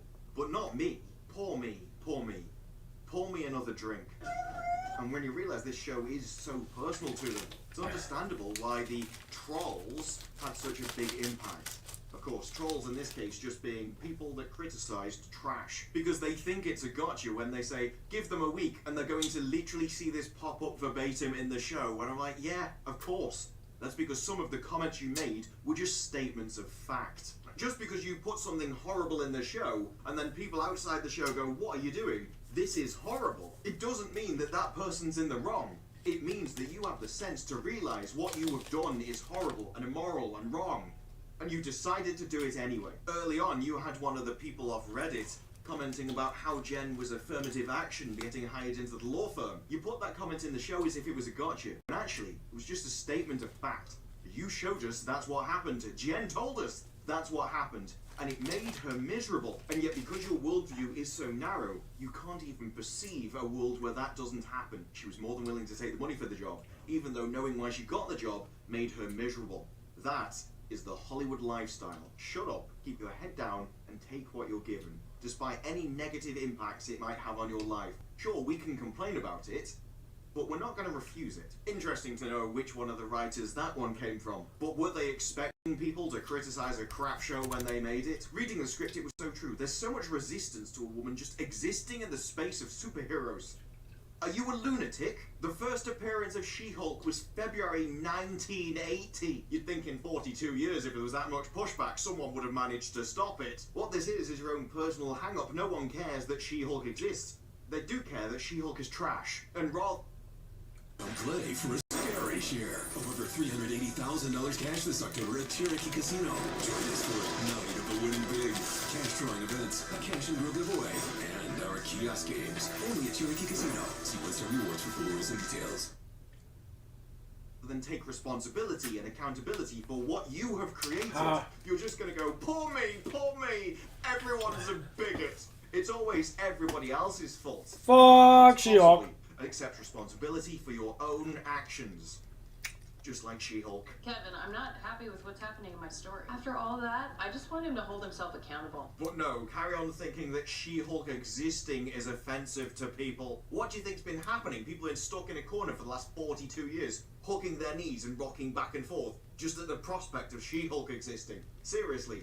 I have no idea what you're even talking about, and quite frankly, I don't think you do either. Hollywood doesn't just create perceptual realities when it comes to their own social media. She-Hulk doesn't just do it at the end of her episode because she can't handle the truth of her own reality. Oh no, they actually make up alternate realities to explain any negative criticism they have, because it can't be our fault. It must be some kind of hang-up that they've got. Oh, what a wonderful self-defense mechanism. She goes on to talk about Jen and Daredevil's future, which they don't have any. He literally said that at the end of the last episode. I'm only going to be here a week because you magically forced me to. I didn't want to be here, Jen. I want to go home. Never really thought about the moral implications of that one, did you? And if you ever wanted further proof that the fourth wall breaks are just the writers talking to the audience, well, that entire finale was literally it. Jessica Gao says the conversation between Jen and Kevin is the relationship that I have with the real life Kevin. It's a lot of the conversations that I've had with him. It was going to go on for much longer. I'd probably have written a 10-minute conversation of arguing with him, but it had to be drastically cut down. She literally put an entire scene in the show just where she could act out whining at her boss. Is there any greater proof that this is her own personal blog than that? She does think that being able to predict what the reaction would be before the show even launched just shows how very tired and unoriginal the trolls are. And it's like, no, the reason you were able to predict what the comments would be is because the comments were true. They were speaking to reality, and it's a reality that you clearly comprehended. It's just one that you choose to ignore because you'd like to live in your fantasy land. She thinks that pointing out the reality of the situation is her trolling the trolls, desperately clinging to that Hollywood bubble, despite the fact that it's made everyone miserable. I'm sad and lonely. Everyone keeps telling me how I can get out, how I can escape, but I keep projecting it, keep turning it down, all so I can double down on the exact same thing that got me into this in the first place. Because it can't be my fault. My life is everyone else's responsibility, and they need to be held accountable for it. And maybe there are things which people should be held accountable for, especially given that Jen is a rampant whore. She-Hulk smashes, and apparently oh, she was meant to be a hit man. show. I'd never Holy let any kids of cow. mine watch this. The values inherent in it are objectively destructive. Oh man, that was for a wretched person's as well-being. fuck. Jen's life is the perfect example of Oh, how not to man, be. blood out. You can actually make every different decision than she did, and you'd end up a lot better Woo! off. Jen is sad and lonely. Her That's life nasty devoid ass of fart. any meaning, and she's desperately trying to man, fill that's that void weird. in any way she can, with as many people Woo! as possible. Oh yeah, we push some boundaries, alright. Pull off a plate of chips on many bodies. These are the same people which called She-Hulk horny forwards, and then have the nerve to come out and say kids should watch it. Given that your values and ideas, your life decisions, have objectively destroyed your own life and made you sad and miserable, with no concept of how to even escape, why is it that you want the next generation to also follow in your footsteps? If good parenting is instilling the values and beliefs that enable your child to live a better life than you have done, why, when you've made a load of mistakes, do you want other people to follow in your footsteps down that same road to destruction? Because I have to say, it comes across as a little bitter. It comes across as if you've realised your mistakes, realised what you've done, and realised it's too late to do anything about it. And so the only revenge you can get is by destroying the next generation as well. That is one repulsive situation. Don't give them good advice, don't make them benefit and learn from our mistakes. Oh no. send them into the same pit of despair that we put ourselves in. I have to say, the entire article I think was also incredibly repulsive, especially when you say that she was receiving voicemails from 9-year-olds begging to hear what happened next. There is an element of the show that is really fun for young people, and there's the vast majority which isn't. It's all fun and games when it comes to She-Hulk and just something that badly taking the piss out of it. Because it is funny, just not for the reasons any of them thought it would be. It gets better the more you realise that the show is just the writers talking about themselves, talking directly to the audience and using it as their own personal revenge tool against anyone that's criticised them throughout their career. All of that is great fun. There's a back and forth there which is entirely harmless. They have fun, we have fun. That's the point of entertainment. Even if it's trash, as long as entertainment is gathered from it somehow, doesn't really matter. I had more fun making my videos on She-Hulk than I have in many other things. But that's just a conversation between adults who've got the responsibility, accountability for their own actions. But it's different when you start dealing with other people. When you start putting them around content that they shouldn't be around. There's not a single time during She-Hulk I thought it was anything other than an adult show. And to find out that they intended it to be otherwise is, quite frankly, repulsive. And to have that come from a show where the main character realises they've destroyed their own life and has no other option than to double down on the same things that destroyed their life in the first place, well, it makes it very difficult in that circumstance to perceive it as anything other than intent. But those are just my thoughts. What are yours? Like the video if you like the video, subscribe. More videos like this in the future, and I will see you in the next one. Bye-bye. Guy's pretty good. Boner. Oh baby, listen. I'm a big old prostitute. To the Gorka reality check.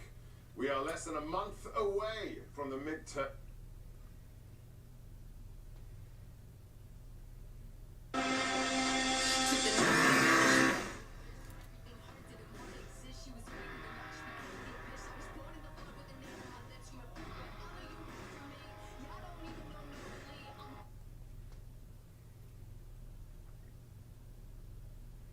Hi guys, good day and welcome back to my channel. It's your favorite girl, Pizdara, and I'm back again with another reaction video.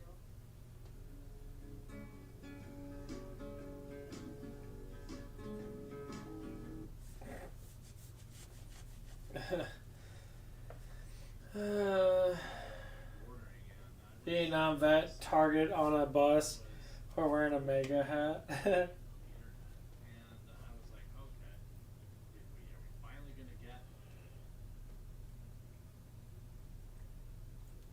I don't know why people fucking target anybody.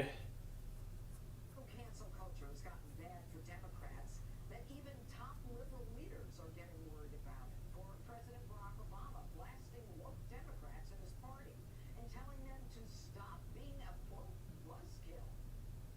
People just want to not feel as if they are walking on eggshells. We're going around scolding folks if they don't use exactly the right phrase, or you know that identity politics becomes the principal lens. It was all your fault, Obama. You don't want to start this shit anyway. Dumbass. That's so dumb.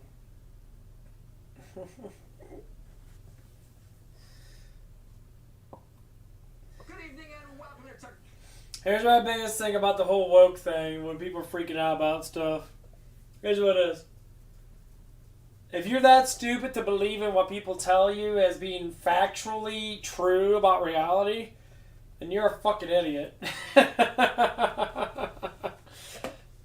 Especially mainstream media. Mainstream media lies so much, it's pathetic. Obviously some things are true, but you could put a like 1% of truth and have 99% bullshit. You could say this, but then all of a sudden use that, saying and turn it around and make it worse or better than what it is. Come on, people. Reality needs to tap in. We need to start getting through this shit. It's happening now. The revolution has begun. Just sitting here enjoying every bit of it. People always want to talk about all this stupid ass shit. I talk about nuclear war and all that crap. Nuclear war, oh my god! Shut up! There ain't gonna be no nuclear war, 'cause shit don't exist anyway, honestly. It's all fear-mongering. People still want to believe. Stop believing in shit, start knowing and stuff. Apocalypse, shit ain't gonna happen. Ain't gonna be no Killing Floor 2 Nuketown, dude.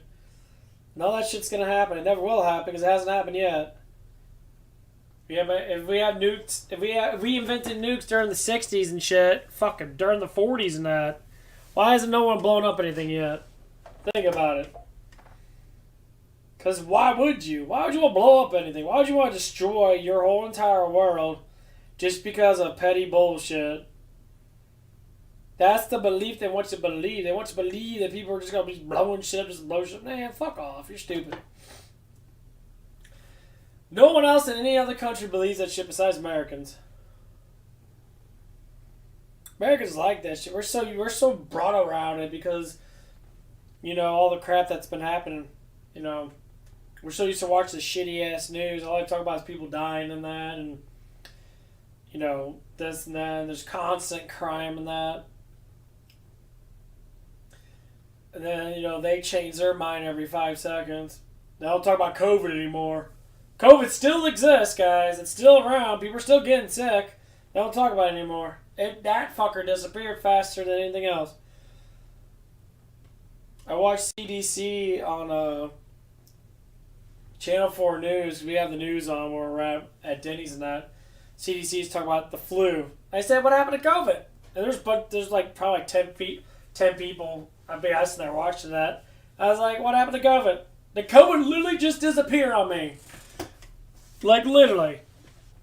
Just disappeared. And I was just talking to myself and that, but I don't care because I want people to hear me.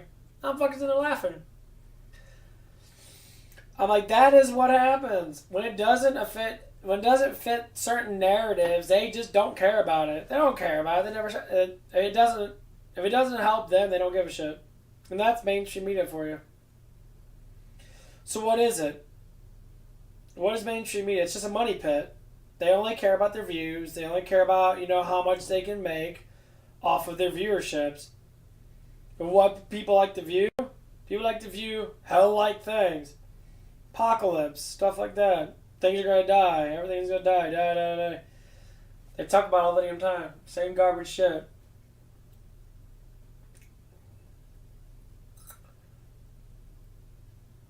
And people believe in it. People do anything possible to keep on pushing narratives, and they love talking about it. They gossip, but that's how it starts.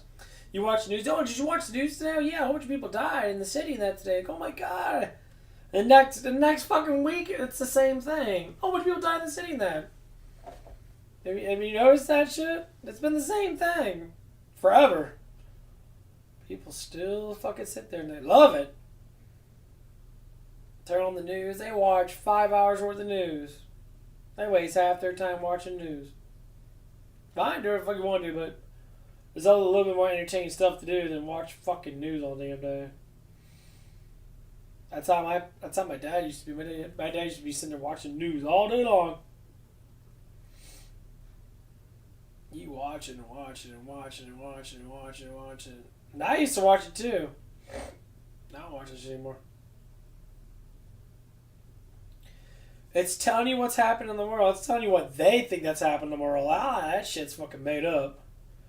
Like journalists are during like war times in Ukraine. That you got journalists with fake fucking body armor on that, and they're just around like a couple military people. You really think a journalist is up in the fucking heat of battle getting blown up by motherfucking missiles, people firing guns and shit? It's all bullshit. Those cowards don't have that much balls. Family Guy got it right when the one news reporter, Tom, was sitting there like blowing up, popping the fucking the little bubble pops, acting like gunfire and that. Oh, we're under fire! That's what they do. It's all sound effects. It's not even real. Because the military guys would be sitting there like, nothing. If someone's firing at you, they'd be going in position. Your ass be fucking thrown behind a wall. They're just sitting there with their mic and they go, There's some fire going on here. Dude, there's missiles flying everywhere. I've seen it so many times. It's like, dude, we're in this collapsed building and that. Why are you in a collapsed building? Real journalists get on the ground. That shit's fucking staged, bitch. What the fuck are you talking about? If it is real, then good for you, but you ain't.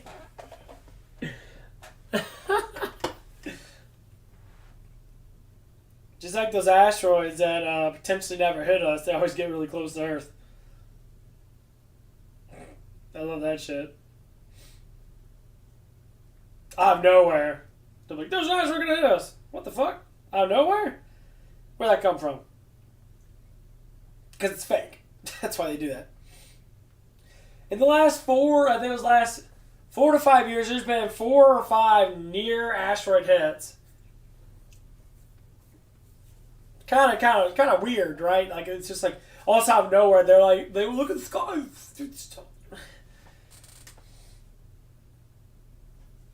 No, I tell NASA, hey NASA, before that thing hits, can you give me a phone call and say, yeah, there's an asteroid coming at you right now. I'm going to look outside. If I don't see anything, I'm going to call bullshit on you. Because you never do. You never see shit. It's all psyops. There's so much psyops out there. Psyops is where they use false information or claim that things are real, but they're actually false, and they want you to believe. Believe. They don't want you to know. They want you to believe that it's real. That's what a psyops is. They put shit out there to make you believe. A lot of stuff never actually happens. Like most of these school shootings and that, I bet you a lot of them haven't even happened. They just claim that they happen. It's kind of ignorant to say it like that, right? You know, say a bunch of kids happen. But these school shootings happen every year.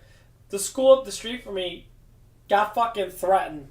They're doing all the high schools. All the schools. They get threatened. They call in threats. They're just random FBI fucking dickheads. It's psyops. They call in threats. Dude, we're gonna come to the school, we're gonna get you. They do it all the damn time. They do it every fucking midterm and every president election. Every single time.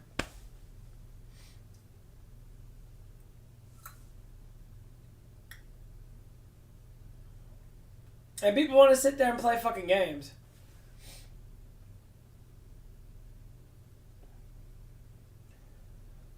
If our country was that fucking bad, which is not at all, you guys are just fucking stupid.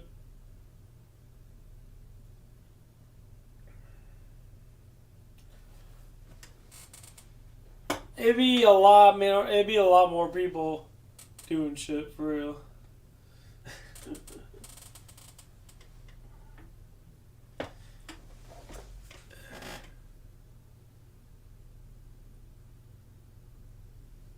If there's a Halloween, I don't think there is. They might still be doing stuff. I know they still have like things going on, like events and that. I mean, you have to go on there and look. I actually have no idea.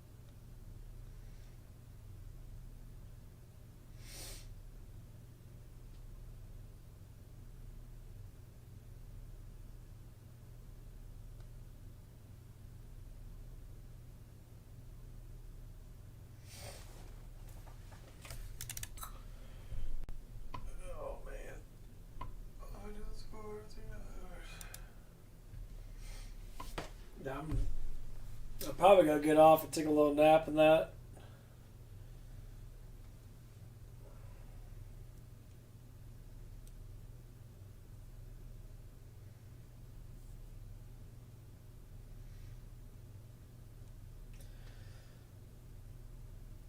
Cause I worked out pretty hard today to get that shit going.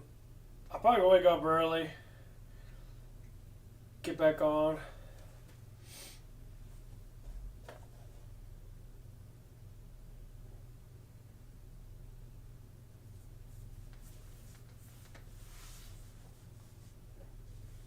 Yeah, you want to do fucking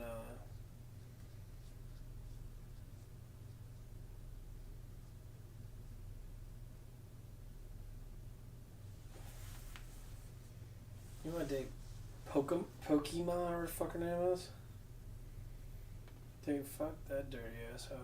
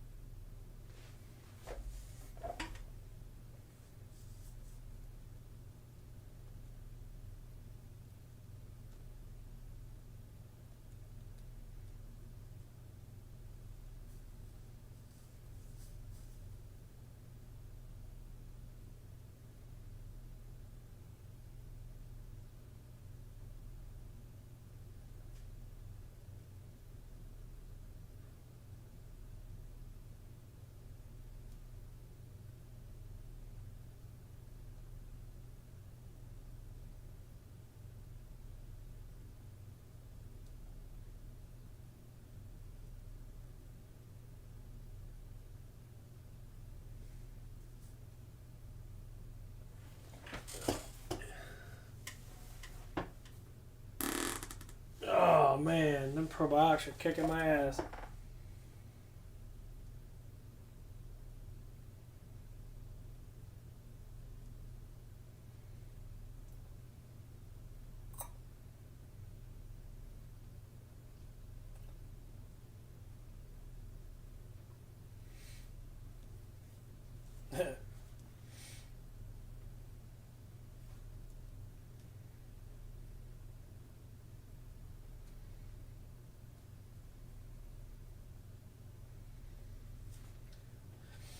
Oh man.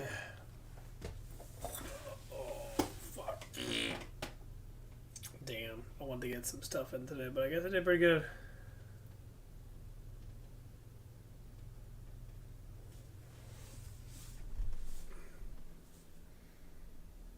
Oh man.